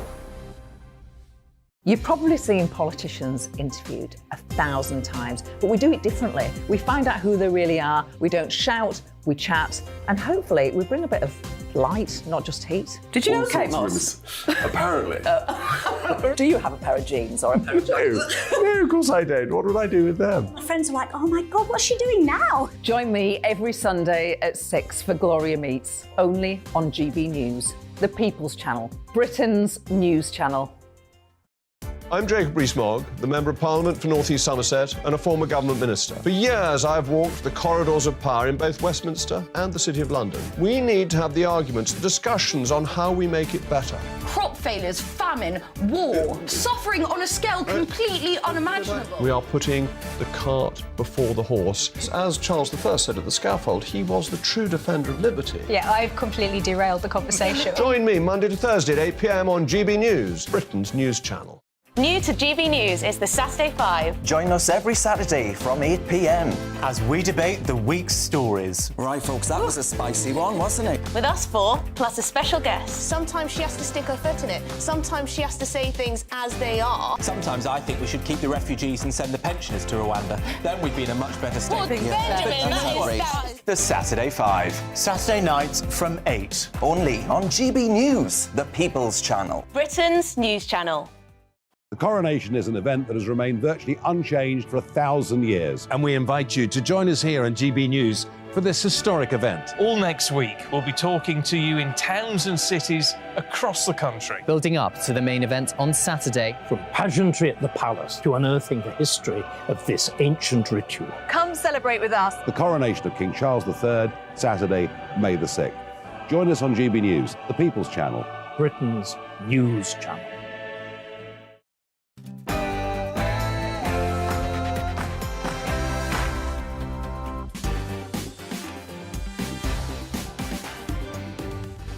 It's 10 o'clock and this is Mark Dolan tonight. In my take at 10, I'll be dealing with COVID hypocrite Matt Hancock, the cruel unions that want to ruin the FA Cup final by going on strike, and my plea to the supermarket Iceland to keep threatened stores open. Save our Iceland. My newsmaker tonight is the fearless political commentator Godfrey Bloom. I'll be asking Godfrey, has the latest cabinet minister to face accusations of bullying been a victim of the left-leaning civil service? We'll discuss that. Plus, on Mark Dolan tonight, we are the home of the papers with tomorrow's front pages from 10:30. So big guests, big stories and big opinions. A lively hour to come, but the striking unions and Matt Hancock are next after the headlines with Ray Addison.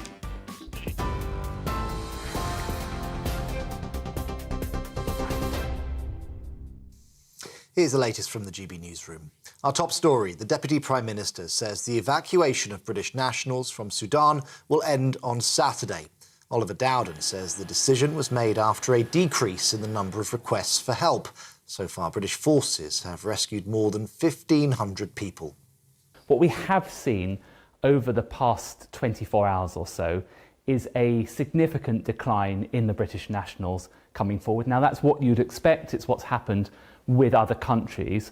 So what we're saying now is that people should expect within the next 24 hours, so by 6 o'clock UK time tomorrow, for us to cease those flights. Richard Sharp has resigned as chairman of the BBC after a report found that he breached the rules for public appointments. The review says he failed to properly disclose his involvement in facilitating an £800,000 loan guarantee for Boris Johnson. Mr Sharp says the breach was inadvertent and he's quitting to prioritise the interests of the broadcaster. Following calls from Labour that he should have been sacked, the Prime Minister says the right process was followed. This is about doing things properly and professionally, and when concerns are raised, it's right that there is a proper process, an independent process, that we don't prejudge, we allow it to carry on, establish the facts of what happened, reach a conclusion. That's happened. Richard Sharp has resigned, but it's right that we do these things properly and professionally. I think most people will think that's the right thing to do. Scotland's police watchdog has launched an investigation into the death of a pregnant teacher. The announcement comes after police found the body of her missing partner at a reservoir near Glasgow. Officers had been looking for 36-year-old David Yates after Morel Sturrock was killed at her home on Tuesday. She was 29 weeks pregnant. Her unborn baby did not survive. Mr Yates' death is not being treated as suspicious. Unions representing teachers and head teachers in England say they'll take coordinated strike action in the autumn after accusing the government of wanting education on the cheap. The General Secretaries of 4 unions say they'll now work together in their long-running dispute over pay. It's after they rejected the government's offer of a one-off payment of £1,000 and an average pay rise of 4.5% next year. The National Association of Head Teachers says the decision sends a clear signal to the government that the dispute is not going away. Well, health workers belonging to the GMB union have accepted the government's 5% pay offer. GMB officials say they'll now vote on the offer at a meeting of the NHS Staff Council next week. Health Secretary Steve Barclay says the deal recognises the outstanding job that NHS staff do whilst protecting the government's commitment to halve inflation. On TV, online, on DAB+ radio and on TuneIn 2, this is GB News. Back now to Mark.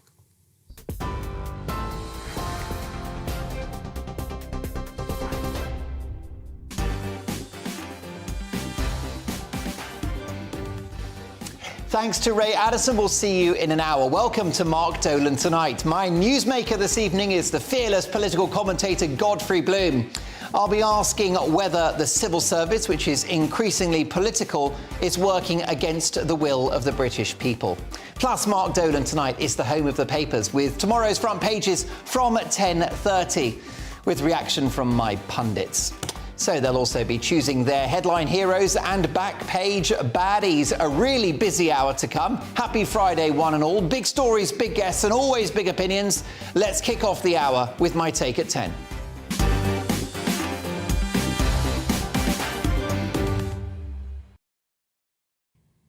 Not satisfied with instructing ambulance workers, nurses and junior doctors to withdraw their labour, which will clearly impact and cost lives. Not satisfied with instructing teachers to down tools in the classroom, even though kids have missed thousands of hours of learning during the pandemic.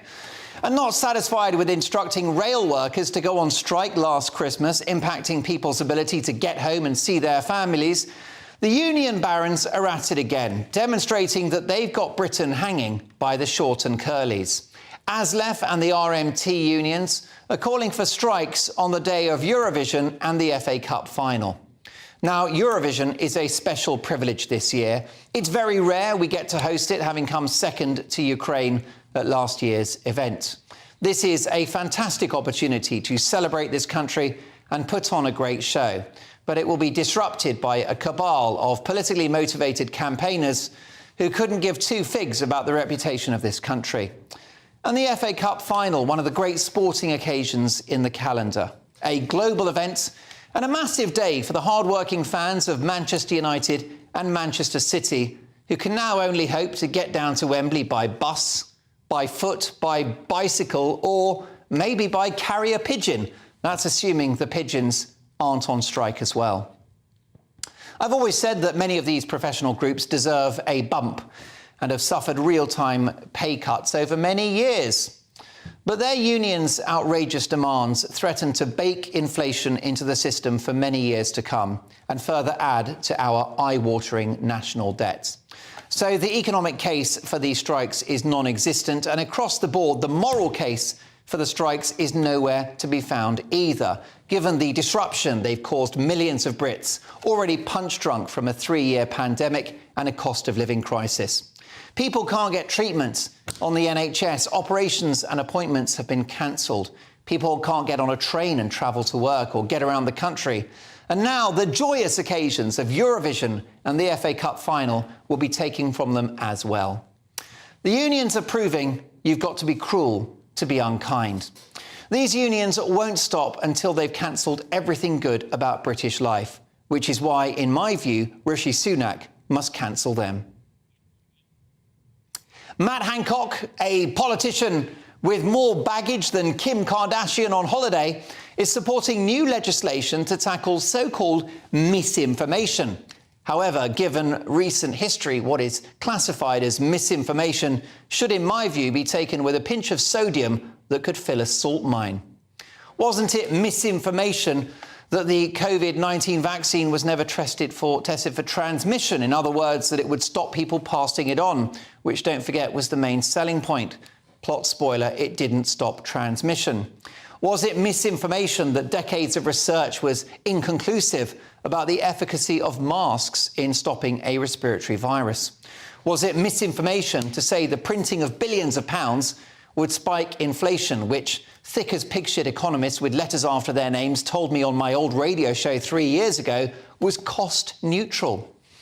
Was it misinformation to say lockdowns were an experiment, the brainchild of the Chinese Communist Party, deeply illiberal, deeply un-Western, and would see not just economic damage lasting decades, but an explosion in domestic abuse, child abuse, a tsunami of mental health issues, and more obesity as a result of being sat at home, eating crap, and staring at Netflix for comfort? Was it misinformation that no data supported school closures or masking kids as young as 11 all day long in the classroom? WhatsApp messages from Matt Hancock and Boris Johnson confirm masking in school was simply the result of a willy-waving competition with that pint-sized dictator up north, Nicola Sturgeon. Was it misinformation to say the school closures would devastate the life chances of a generation of young people and further expand inequality? Was it misinformation to say that if you have this vaccine, you won't get COVID?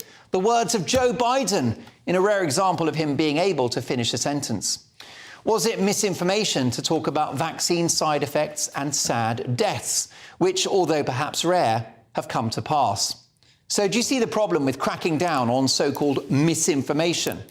Matt Hancock is very brave putting his head above the parapet like this. The brass neck on this numpty is quite something to behold. What is misinformation and who decides? Whether it's the lab leak theory, masking, vaccines or lockdown, recently the formula has become, in my opinion, pretty simple. Misinformation plus 6 months equals the truth. Bad news, folks. The hugely popular and brilliant value Iceland supermarkets are threatening more store closures this year, having axed several flagship branches over the last 6 months. Now, this is a disaster for millions of Brits who love Iceland and depend on it for its high-quality, well-priced produce. A recent report suggests that the cost of living crisis means that more people are reliant on frozen food to keep the family fed. And where better to go than Iceland? Frozen fish, frozen meat, frozen vegetables, a much cheaper way of doing it. Yes, they have some naughty treats of which I cannot approve, but much of what they sell is healthy family favourites: cheese, milk, butter, eggs. Many shops like Iceland are a lifeline, which is why Iceland management must give these outlets a lifeline too. I know times are tough, but I can only implore Iceland bosses not to put these branches in the deep freeze. I hope this crazy idea to cut branches thaws out and they cool on the idea. Just as this programme has campaigned for Tesco to reverse their crazy decision to reduce the value of club card points, Iceland can steal a march on the competition and keep their stores open for the people of this country. If this frozen food specialist closes these outlets, it'll go from a rating of 5 stars to a shivery -10. It's time for Iceland to put these store closures on ice.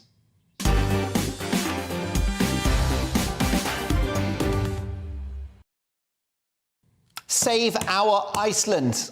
Mark at gbnews.uk. What do you think? Do you go to Iceland? They're threatening to close the stores. I know they're trying to basically shore up the business, but so many people rely on supermarkets like Lidl, Aldi and Iceland. I was in the Tottenham Hale, Iceland on Tuesday, and I got a kilo of rump steak for £7.50. You're welcome. I bloody love the place, but let me know your thoughts. Do you use Iceland? Would you miss it if your branch went? Reacting to my take at 10, the leader of UKIP and former Tory MP Neil Hamilton, television personality and broadcaster Precious Muir, and former royal editor at the Sun newspaper Duncan Larkham. Well, Precious, save our Iceland. Do you go? I actually don't shop in Iceland, I'm afraid, but I do believe that we need to have them because there are people that do, and they rely on them because of the pricing. It's very, very affordable, and some families, you know, they have large families and they have a lot of children to feed. And so Iceland is a really good idea for them to continue on. Even maybe they could have it online. I mean, it doesn't have to necessarily disappear from the, you know, the streets completely. I mean, you know, the high street is closing down. There is a lot of shops going out of business. It's not just Iceland. But then they're not thinking obviously of the people that are actually relying on the jobs. Yeah. You know, so the people that are working in Iceland are relying on their wages every month. So it is sad to hear that Iceland's shutting. Yeah, Duncan, I lost my Poundland a couple of years ago, and I don't know if I'm going to lose my Iceland, but people rely on these shops. Yeah. Yeah, they do, and of course it's lovely to say we should eat fresh vegetables and fruit every single day, but that frankly is an expensive option for a lot of people, and I think really this is the last thing you want to hear at a time like this, where people are struggling to make ends meet, and you wonder what sacrifices mum has to make if she can't go to Iceland. Yes, Neil, where do the Hamiltons go for their groceries? Well, our nearest stores are Morrison's, we've got a Waitrose and an Aldi. And I'm personally a massive hunter for the yellow stickers, which is reduced items at the end of the day.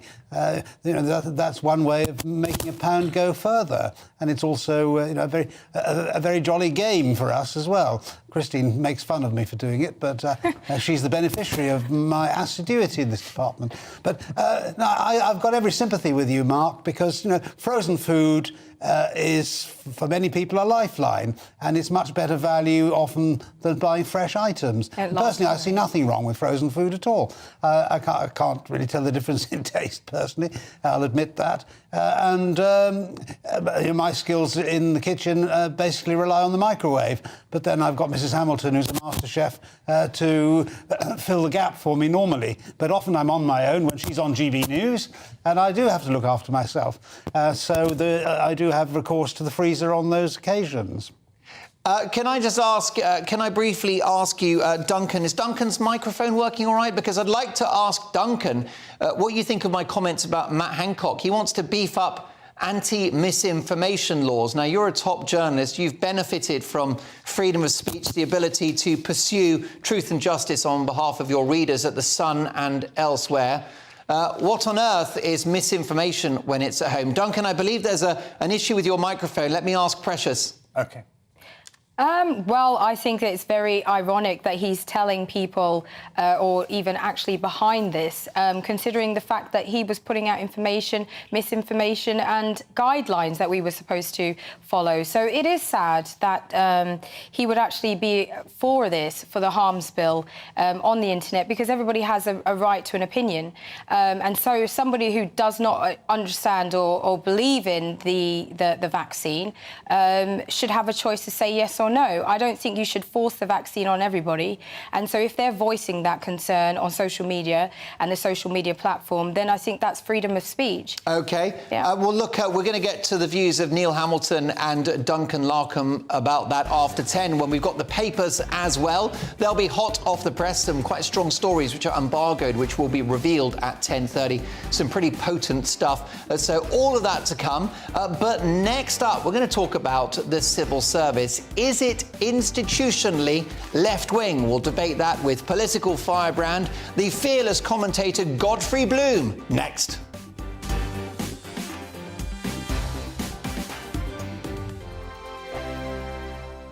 Monday to Thursday nights on GB News. At 6, it's Dubes & Co. 7 o'clock, Farage. At 8, join Jacob Rees-Mogg. And at 9, Dan Wootton Tonight, followed by Headliners. On TV, radio and online. This is GB News. First and foremost, I am a GB News fan, and I was before I was working here. Just love the fact that we're asking the questions that a lot of establishment media won't ask. With a bit of a twist, we not only want to inform you, but we want to keep you entertained. It's worth the drive because you get in and the team's all ready and waiting, they're itching to go, and it's a proper little family. GB News is the people's channel. It's the audience that makes the programme sing. We're giving our viewers and our listeners a voice. I see the thousands of your letters, tweets, emails, you name it, coming in. Britain is broken. How on earth did we get into this mess? But more importantly, how do we get out of it? The establishment had their chance. Now we're here to represent you. It's time for something different. It's time for GB News. I'm very patriotic. I believe in Britain. Our best days lie ahead. Britain's watching. Britain's watching. Join us here on GB News. The people's channel. Britain's news channel. Join me, Patrick Christie's, Monday to Friday, 3 till 6. We tackle the day's news agenda like you've never seen before. It's high tempo, high octane, the most controversial topics, and the best guests. You will not be able to take your eyes and ears off it. I'm not afraid to ask the questions that you really want answered. 3 till 6 p.m, Monday to Friday on GB News, the People's Channel, Britain's news channel. GB News has its own late-night paper preview show, Headliners, where comedians take you through the next day's top news stories. You don't have to bother reading the newspaper, we've got it covered for you. Headliners, every night at 11 p.m, and repeated every morning at 5 a.m. We won't send you to sleep like some of the other paper review shows out there. GB News, the People's Channel, Britain's news channel. Join me, Camilla Tominey, on Sunday mornings from 9:30, taking the politicians to task and breaking out of SW1 to see how their decisions are affecting you across the UK. Bursting the Westminster bubble every Sunday morning, only on GB News, the People's Channel. Britain's watching. Hello, I'm Calvin Robinson. Do not miss my Common Sense Crusade Saturdays at 7 p.m. Join me for some in-depth discussions on faith. Is that not the start of the slippery slope? It's very much so. And the big moral questions of the day. I'm baffled. You've got some nerve. Only on GB News, the People's Channel, Britain's news channel. I'm Andrew Doyle. Join me at 7 o'clock every Sunday night for Free Speech Nation, the show where I tackle the week's biggest stories in politics and current affairs with the help of my 2 comedian panellists and a variety of special guests. Free Speech Nation, Sunday nights from 7 on GB News, the People's Channel, Britain's news channel. Are you politically homeless? A big reaction on email. John says, Mark, there isn't a party with a realistic chance of forming a government which represents my political views or those of most people I know. As someone who was an active member of and campaigner for the Tories over 4 decades, that's a grave disappointment and it's bad for democracy. If only Reform UK had a charismatic leader and an organisation on the ground. Bridget says, I am politically homeless, having voted since 1961 and the granddaughter of a member of the suffragette movement. I would have voted Reform, but the candidate for my constituency was a Lib. She's a joiner and a leaver of all things. Sorry, I haven't fully understood your email there, but thank you for it, Bridget. Yes, I'm politically homeless, says Glenda. And it worries me. I could never vote Labour or Lib Dem. I hope the Reform Party stands in my constituency.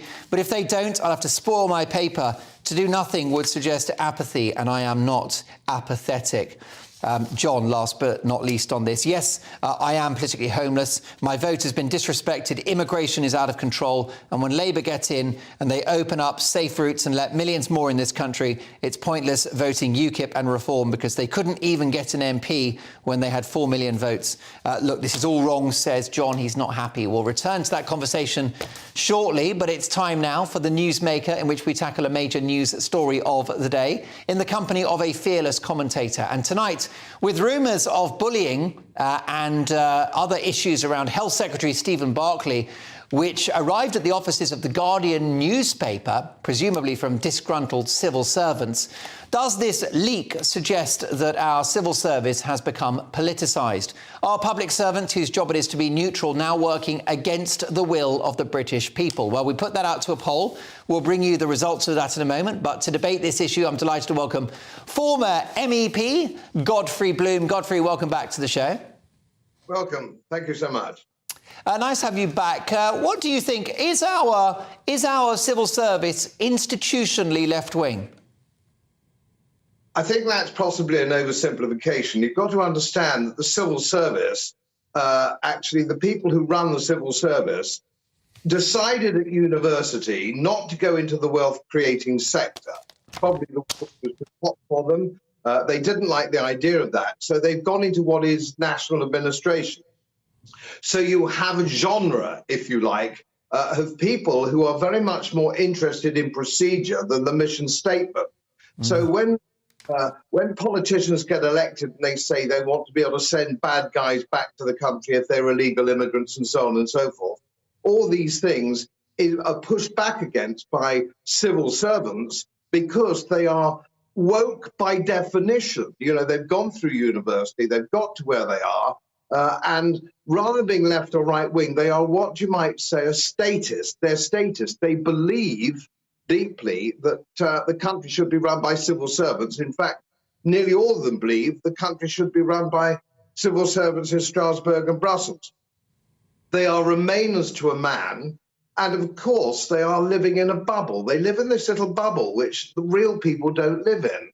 Now, I've worked with them on 2 occasions, once in a consultancy capacity in the financial services, and once from a military consultancy perspective. And somebody took me aside from the private sector, the wealth creating sector, before I'd really started. And he said, what you've got to understand is these people don't think like us. They don't take the same view of us. This country is split down the middle and people think it's class, they think it's colour. It isn't. It's split between those who work in the wealth creating sector and those who work in the public sector. And if you look at the strikes that are going, you were talking about earlier, and you made some good points, they don't want 4%, they don't think it's enough, or they want 5%, whoever they may be striking. But I had a very small pension from the public sector because I was working on attachment in that department. I won't bore you with the details. But I just got on that pension, just got a 10.1% interest directly linked to CPI. So we are spending somewhere in the region of £900 billion a year on civil service indexing pensions, which are unaffordable in the private sector. They are so protected, they can't be sacked, there's no shareholders, there's absolutely no discipline regarding they're not fit for purpose. The Home Office, the Ministry of Justice, the DWP, all these people are not fit for purpose. So they can't be actually sacked. So if you're a minister, and I'm not standing up for Dominic Raab or anybody else, if you are a politician or a minister trying to kick ass, get them to actually do something, which they're employed to do, they then scream bullying, bullying, bullying. Well, I can tell you, if you bullying, you want to see I was at the butt end of a sergeant major's view when I was at Sandhurst. That's bullying, and it's quality bullying, I have to say. It's quality bullying. But that's the problem that we have. These people aren't of the real world. They're protected. There are 6 million of them. The last 4 years, and I made this point on your programme a little while ago, have increased since 2018 with more people in the civil service in addition than employed by Tesco in its entirety. It's like black mould in a damp cottage. You can't get rid of it. And the civil service just grow and grow and grow an empire build. It's hopeless. Briefly, Godfrey, we saw allegations of bullying around Priti Patel. Dominic Raab went. Now rumours about Steve Barclay, which have appeared in the Guardian newspaper, presumably from disgruntled civil servants. So do you think that this is politically motivated? And do you think there is a sense in which civil servants are working against the will of the people, i.e., any minister that wants to get the best out of Brexit or tackle wokeism or simply turn Britain into a more competitive country? Oh, yes, absolutely, because they've never had any experience of the private sector. They don't understand why we voted for Brexit. They don't want Brexit, and they've done their best to sabotage it. And, of course, the politicians don't really want it either. And it's very interesting that the allegations of bullying are against Brexiteers. In my view, it's very interesting that they're being actually singled out by the civil service with these accusations to get rid of them. And they won't comply with getting rid of EU directives over the last 40 years. This is certainly a civil service conspiracy. Whether it's left or right wing, I think that those expressions are rather passé. This is about statism and free trade and freedom of thought. Godfrey Bloom, always words of wisdom, and very rare on this programme that we have both a cravat and a smoking jacket. I can't thank you enough for your time and for your apparel, and look forward to catching up soon. Speaking to us live from the West Riding of Yorkshire, the brilliant Godfrey Bloom. Look, would you like to do the poll? Should we do the poll right now? Let's quickly pop it up. We've been asking you online, is the civil service institutionally left-wing? 93.2% say yes. 6.8% say no. We'll get to more of your views shortly. Mark at gbnews.uk. Do you work for the civil service? Would you like to disagree with Godfrey? Let me know your thoughts. We've got the papers next with full pundit reaction. See you in 2.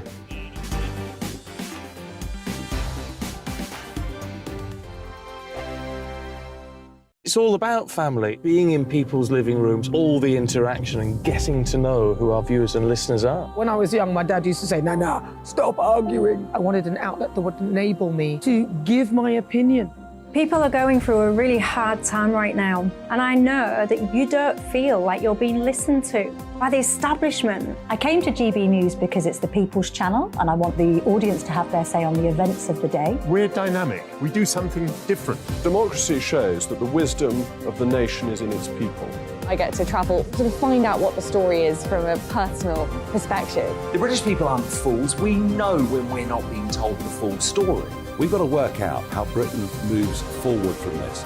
It's the best country in the world. The establishment had their chance. Now we're here to represent your views. Britain's watching.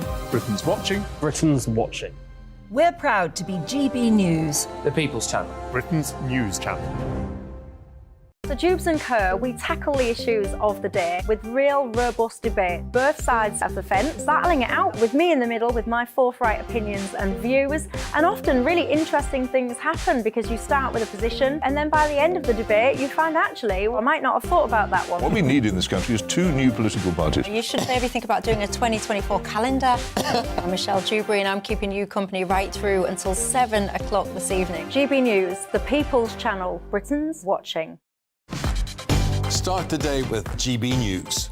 We catch up on all the big stories you didn't hear the night before. And take a look at what the world's talking about this morning. That's right, Monday to Thursdays from 6 o'clock. It's Breakfast with Eamon and Isabel. Straight after breakfast, join us, Bev Turner and Andrew Pearce. We're going to take you through till noon. We'll be tackling the big topics of the day, including the things that the other channels just won't talk about. If it's happening here. Wake up to mornings on GB News. The People's Channel. Britain's news channel. I'm Simon Evans. Join me on GB News for Headliners at 11 p.m. What's the scoop? I'll be joined by 2 of the country's top comedians. That's right. As we take a look at tomorrow's newspapers tonight. We're going to get into trouble. If it's a big story, we'll be covering it. Spill some tea on him. There we go. But we'll also have some fun. I wouldn't stick up a bank. My father didn't love me. So anyway, Headliners every night from 11 on GB News, the People's Channel, Britain's news channel. Saturday nights on GB News. From 6 p.m, I'll give you my unique take on the world today. Then at 7, it's me, Calvin Robinson, with my Common Sense Crusade. New to GB News is the Saturday 5. 5 times the opinion. Join us every Saturday from 8 p.m. as we debate the week's stories. With us 4, plus a special guest. And at 9, of course, it's Mark Dolan tonight. Saturday nights on GB News, the People's Channel, Britain's news channel.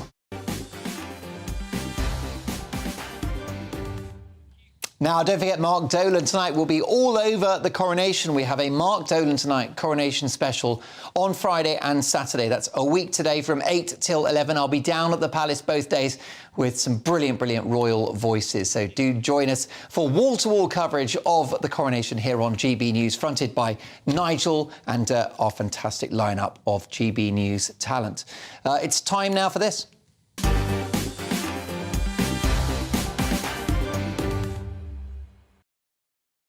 Hot off the press, we have tomorrow's papers, and we start with The Telegraph, and they lead with the following.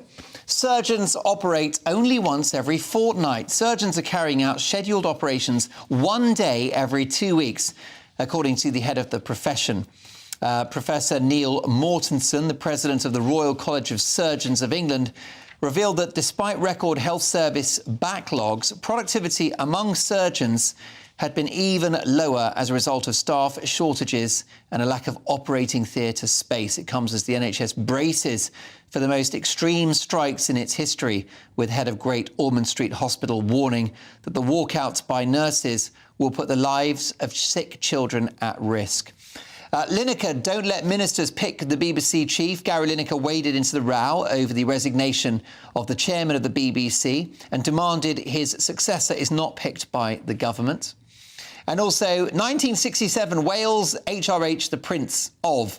A photograph taken of the King, previously the Prince of Wales, at Cambridge University in 1967, has been released for the first time. Trinity College, where the then Prince of Wales studied, shared the portrait of the 18-year-old ahead of the coronation. Oh, how about this for a headline? Second-term Biden likely to die in office. This according to the view of Nikki Haley, who is a Republican presidential contender. The Times now. NHS strike poses threat to Great Ormond Street, as we've just mentioned.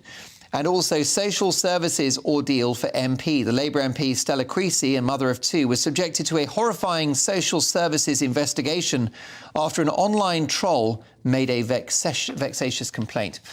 The Daily Mail now. M&S and Victoria Beckham back our tourist tax fight. This is the Daily Mail's campaign to scrap the tourist tax and boost the economy. The Daily Mirror. Coronation exclusive. A new king for our times. Brits back Charles and his plans to slim down the monarchy, a poll reveals. The Sun exclusive. Spoon's shock. Nuke sub secrets left in pub loo. Secret nuclear sub plans were found in a toilet cubicle at a Wetherspoons pub. Classified files on £1.3 billion HMS Anson had been dropped in the Furness Railway in Barrow in Cumbria. A source said it was lucky a Russian spy didn't find them. The Guardian now. BBC chair quits as row over Tory sleaze grows. The Eye Weekend revealed Putin's top mercenaries are fighting in Sudan. The Independent. BBC chairman quits over role in £800,000 cash for Boris loan. And those are your front pages for now. Let's get reaction now from the leader of UKIP, Neil Hamilton, the broadcaster and political commentator, Precious Muir, and the journalist and former royal editor of the Sun newspaper, no less, the brilliant Duncan Larkham. Duncan, great to have you back in the studio. Can we just pick up on that conversation we were having earlier about Matt Hancock, that related to my take at 10? You were cut off in your prime. He's been banging on about protecting against misinformation with new legislation. As a journalist that has benefited from free speech and trenchant reporting, are you worried about the implications of this sort of censorship? I think I'm worried about it coming from Matt Hancock. I don't know how serious he wants us to take him now after he's appeared on a programme like I'm a Celebrity, Get Me Out of Here after the end of his stint as politician. So I think if it's an issue, it's not one that should necessarily be championed by Matt Hancock. Indeed. I mean, by recent standards, the formula is a simple one. Misinformation plus 6 months equals the truth. You've said it. Yeah, I mean, of course, Neil, not always. There is misinformation out there, and I guess it's dangerous. But we've always lived in a free market of ideas, and I don't think that civil servants, censors, tech companies or politicians should be deciding what is the truth and what is not. Absolutely right. You know, Matthew Hancock became famous or notorious for eating kangaroo's anus because when he was health secretary, he was talking out of his own. And, you know, governments are going to lie to you, they're going to distort information in order to suit their own propaganda purposes. And when all the mainstream parties agree on something and there's a consensus, it turns out to be a conspiracy against the interest of the public. So it would be monstrous if we have government control of so-called misinformation, because as you rightly say, you know, it's the old Latin tag, you know, who is going to guard the guardians, quis custodiet ipsos custodes, as Jacob Rees-Mogg would undoubtedly put it. Most definitely. Matt Hancock and his ilk are not to be trusted with decisions of this kind. You know, Professor Karl Popper, the distinguished philosopher of science, said that if something's not open to refutation, then it's not science. Yeah. It's dogma. And that's what's been imposed upon us in so many ways. When I was a member of the Welsh Parliament up until 2 years ago, I voted against all this COVID legislation because it had no rational justification. You didn't need to be a brain surgeon to understand that lots of the claims that were being made, even at the time, were not supportable. There were plenty of academics who took a different view from the government. People like Professor Sunetra Gupta, who's a professor of epidemiology at Oxford University, Carl Hennigan, Centre for Evidence-Based Medicine, and so on and so forth. They've all been on GB News over the years. We were all saying this at the time. And what Hancock and Sunak and all the others were saying was proved to be utterly false by events. But we knew right at the start that what we were being fed was poison and was going to be worse than the disease itself. Well, so, the free flow of ideas is absolutely vital to the moral health of a country. Now, Precious, the government would argue that the mask mandates, the vaccine mandates, the lockdowns saved thousands, if not hundreds of thousands of lives. That's their view. They maintain that. They were taking full medical advice. But what do you think about this? One man's misinformation is another man's truth. I think it's absolute nonsense. I mean, his WhatsApp messages were exposed, so it's just like, how could we even think to believe anything else he says? He actually was exposed, saying the things that he was telling the public were untrue.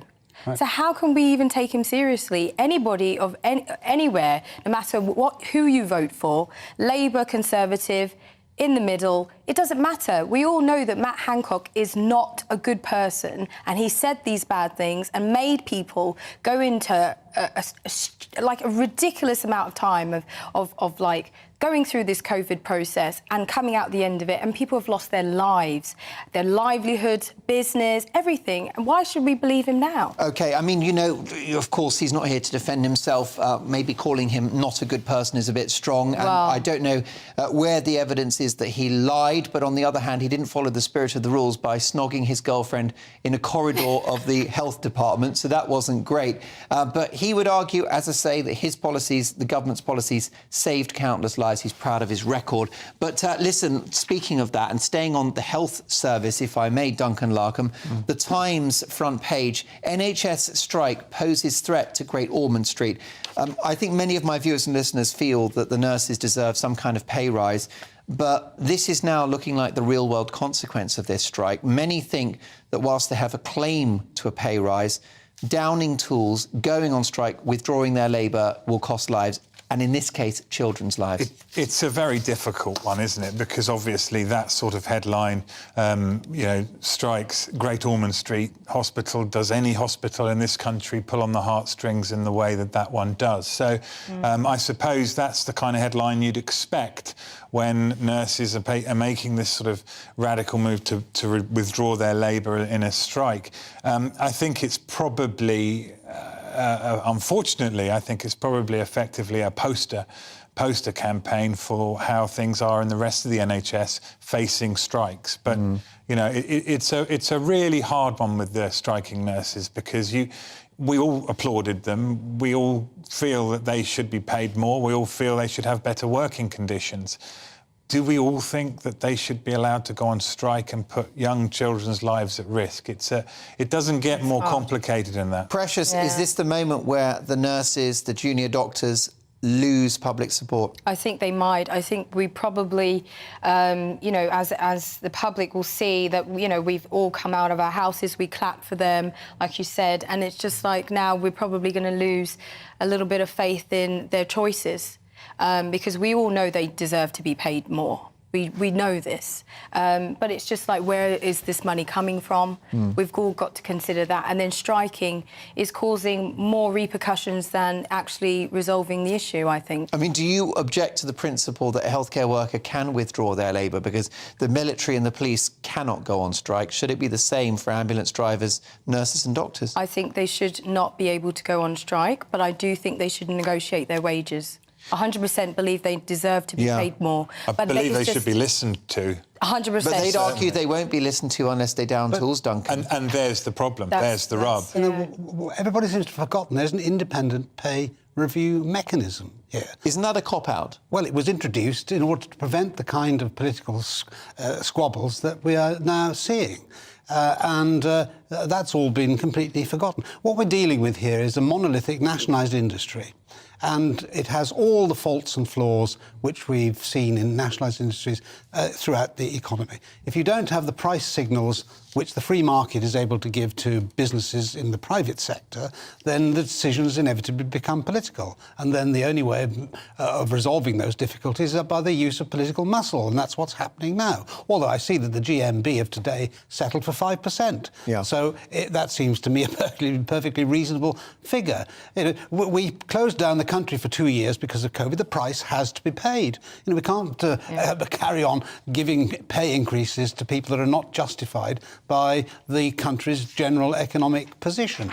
And I'm afraid that's the reality. Otherwise, the government, if it prints too much money, as we know, causes inflation. That's the other problem which we are now grappling with. The Bank of England's complete failure as a nationalised institution as well to do the only job that has been given by the government, which is to keep inflation below 2%, which is spectacularly failed at. And this is what happens with nationalised institutions. It's institutionalised failure. We have, in our National Health Service, a cheap and readily accessible service for most people for most things, but in many other ways it falls down very badly and doesn't compare with health services in other parts of Europe, for example, which are funded in a different way. What would you say to nurses who are living out of food banks? Well, I would like to know how many of them are actually living out of food banks.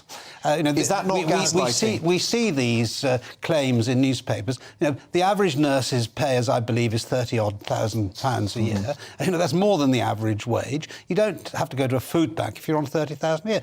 If you live in London, obviously £30,000 a year doesn't go as far as it does in some other parts of the country. Well, what I can say, I had to visit A&E, not for myself, but for a relative recently, and sitting in A&E for a couple of hours, seeing what was just unfolding chaos between the staff. In the end, I stopped one of the nurses and I said, look, we applauded during COVID, and those applause, they're for you. And she burst into tears. The stress that she was under, and it's horrible as a taxpayer to watch the stress they're having to cope with. If striking is their only option, we don't necessarily agree with it, but for goodness sake, it cannot be. Something is going badly wrong in the NHS. OK, well, look, we've got some more cracking stories from tomorrow's papers, lots of big talking points, plus my brilliant pundits will be choosing their front-page heroes and back-page baddies as well. Who's in their good books, who's in their bad books, all of that is next.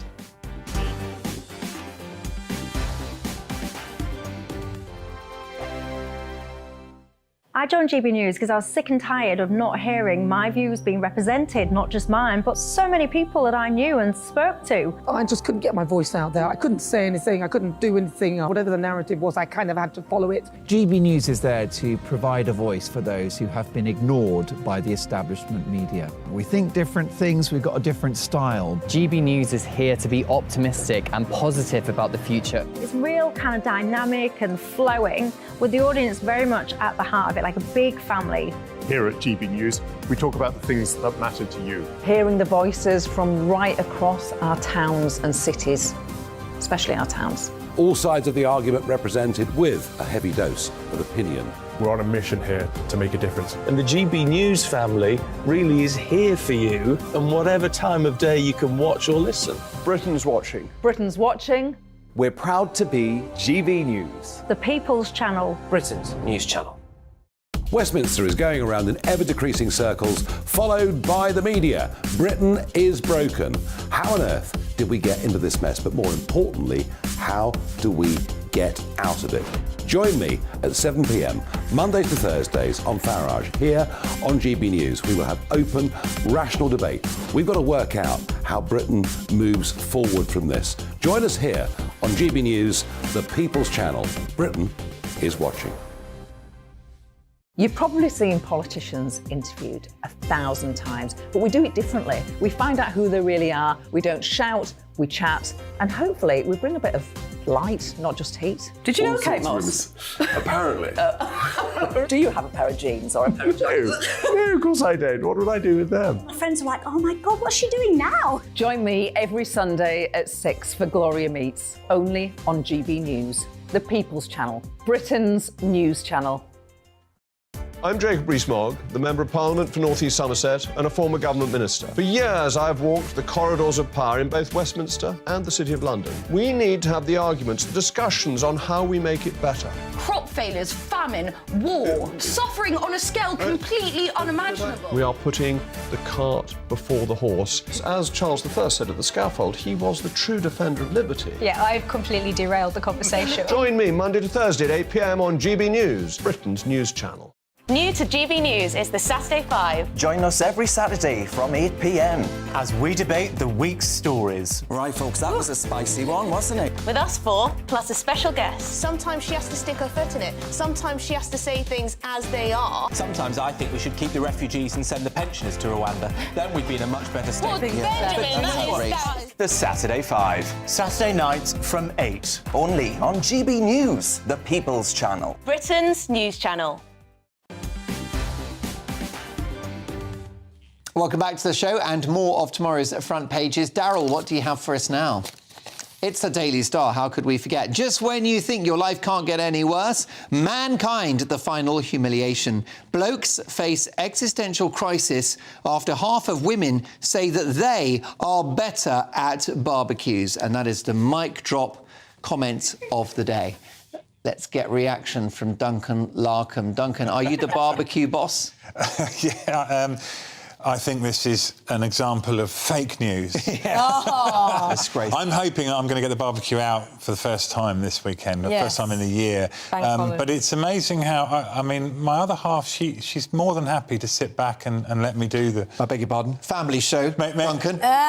Sit back and turn the sausages black. Oh, barbecues. Oh, my God, OK. Oh, I see. So you're more attentive to the barbecue than your other half? You actually take the trouble to cook the food, whereas she'll let it burn. Is that what you're saying? No. She's happy to let me burn it. And, I see. I think let's you get on with it. That's the thing. Can I give you my top barbecue tip? You know how things like chicken on a bone or sausages take ages to cook? They normally burn on the barbecue and raw in the middle? Yes. Well, what I do is I pre-cook them at home in the cooker. OK. So, for example, the sausages I boil and then I put them on the barbecue, pre-boiled. That makes sense, and it takes less time as well. They're cooked, you're just browning them. Yeah. And you do the same with chicken drumsticks, Neil? Are you a dab hand with the barbie? Well, we have division of labour in our household. So I've heard. Cooks and I eat. Is it socialism? We each play to our strengths, you see. She cooks and I eat. Oh, I see. Oh. How about you? Are you handy in the barbecue? I am, actually. I like doing the barbecue. Like, I go round to my parents' house, we'll have a nice barbecue, and me and my dad are always competing with each other, like who does the best seasoning, who's doing the cooking, who's got the corn the right size, and all of that. What's your flagship protein? Chicken, because I'm pollo pescatarian, so I don't eat actual red meat. Nice. No. Do you like the idea of pre-cooking the I think that's chicken? a brilliant idea. Because otherwise it's dicey, isn't it? Yeah, it is. We've all bitten into a pink drumstick. Oh, yeah. Careful, Neil. Well, you were talking about your problems in the bedroom earlier on. We were. Problems is the word.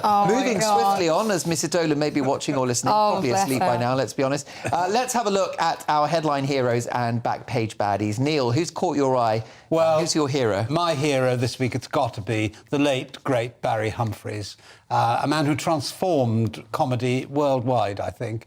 And it's very sad. He was 89, which is a good innings. But it's very sad to see him go. And actually, he was a fit 89, planning another tour. Yes, indeed, absolutely. So he was.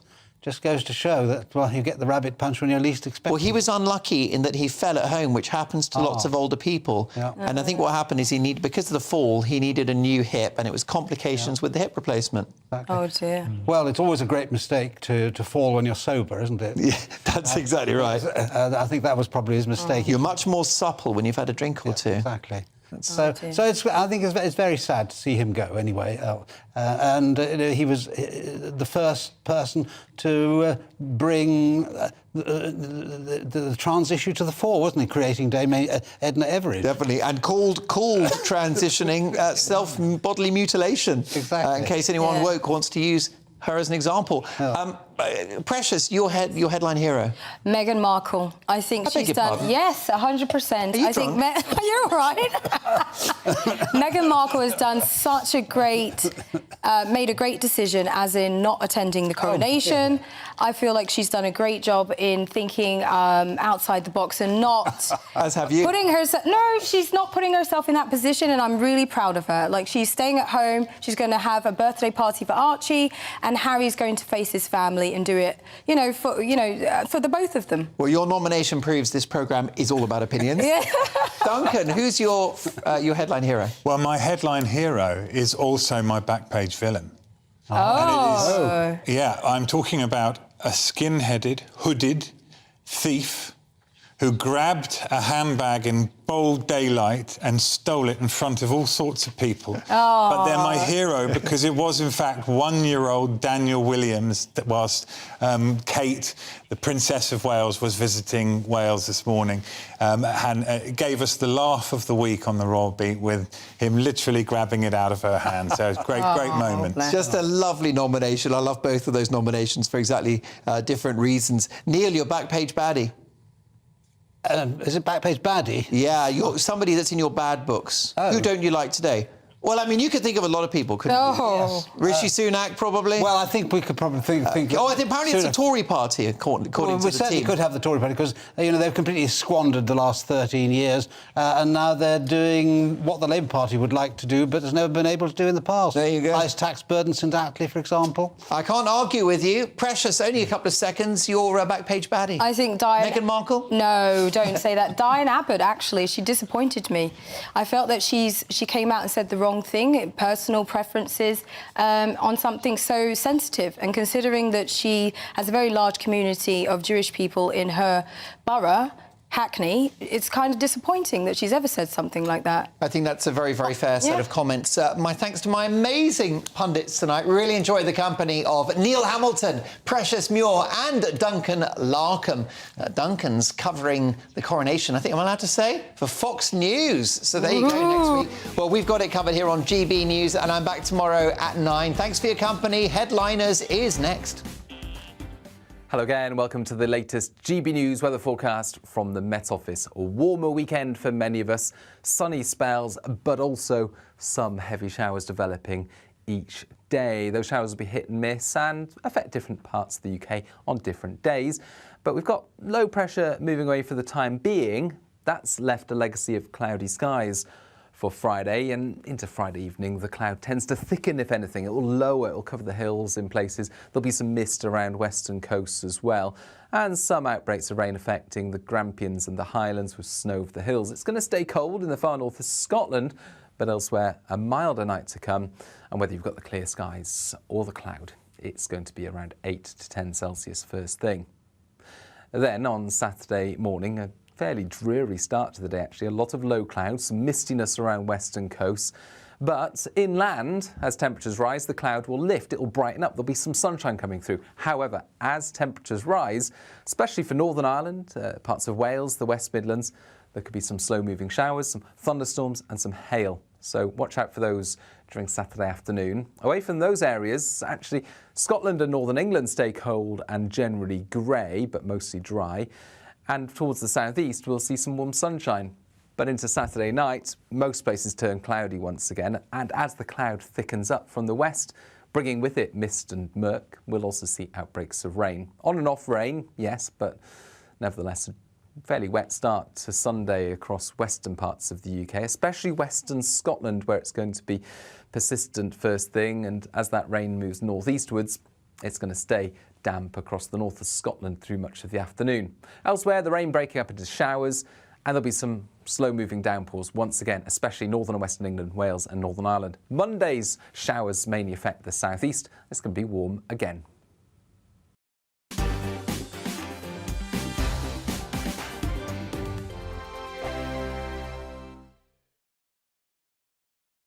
Monday to Thursday nights on GB News. At 6, it's Dubes & Co. 7 o'clock, Farage. At 8, join Jacob Rees-Mogg. And at 9, Dan Wootton Tonight, followed by Headliners. On TV, radio and online. This is GB News. First and foremost, I'm a GB News fan, and I was before I was working here. Just love the fact that we're asking the questions that a lot of establishment media won't ask. With a bit of a twist, we not only want to inform you, but we want to keep you entertained. It's worth the drive because you get in and the team's all ready and waiting, they're itching to go, and it's a proper little family. GB News is the people's channel. It's the audience that makes the programme sing. We're giving our viewers and our listeners a voice. I see the thousands of your letters, tweets, emails, you name it, coming in. Britain is broken. How on earth did we get into this mess? But more importantly, how do we get out of it? The establishment had their chance. Now we're here to represent you. It's time for something different. It's time for GB News. I'm very patriotic. I believe in Britain. Our best days lie ahead. Britain's watching. Britain's watching. Join us here on GB News. The People's Channel. Britain's news channel. Join me, Patrick Christie's Monday to Friday, 3 till 6. We tackle the day's news agenda like you've never seen before. It's high tempo, high octane, the most controversial topics, and the best guests. You will not be able to take your eyes and ears off it. I'm not afraid to ask the questions that you really want answered. 3 till 6 p.m, Monday to Friday on GB News, the People's Channel, Britain's news channel. GB News has its own late-night paper preview show, Headliners, where comedians take you through the next day's top news stories. You don't have to bother reading the newspaper, we've got it covered for you. Headliners, every night at 11 p.m, and repeated every morning at 5 a.m. We won't send you to sleep like some of the other paper review shows out there. GB News, the People's Channel, Britain's news channel. Join me, Camilla Tominey, on Sunday mornings from 9:30, taking the politicians to task and breaking out of SW1 to see how their decisions are affecting you across the UK. Bursting the Westminster bubble every Sunday morning, only on GB News, the People's Channel. Britain's watching. Hello, I'm Calvin Robinson. Do not miss my Common Sense Crusade Saturdays at 7 p.m. Join me for some in-depth discussions on faith. Is that not the start of the slippery slope? It's very much so. And the big moral questions of the day. I'm baffled. You've got some nerve. Only on GB News, the People's Channel, Britain's news channel. I'm Andrew Doyle. Join me at 7 o'clock every Sunday night for Free Speech Nation, the show where I tackle the week's biggest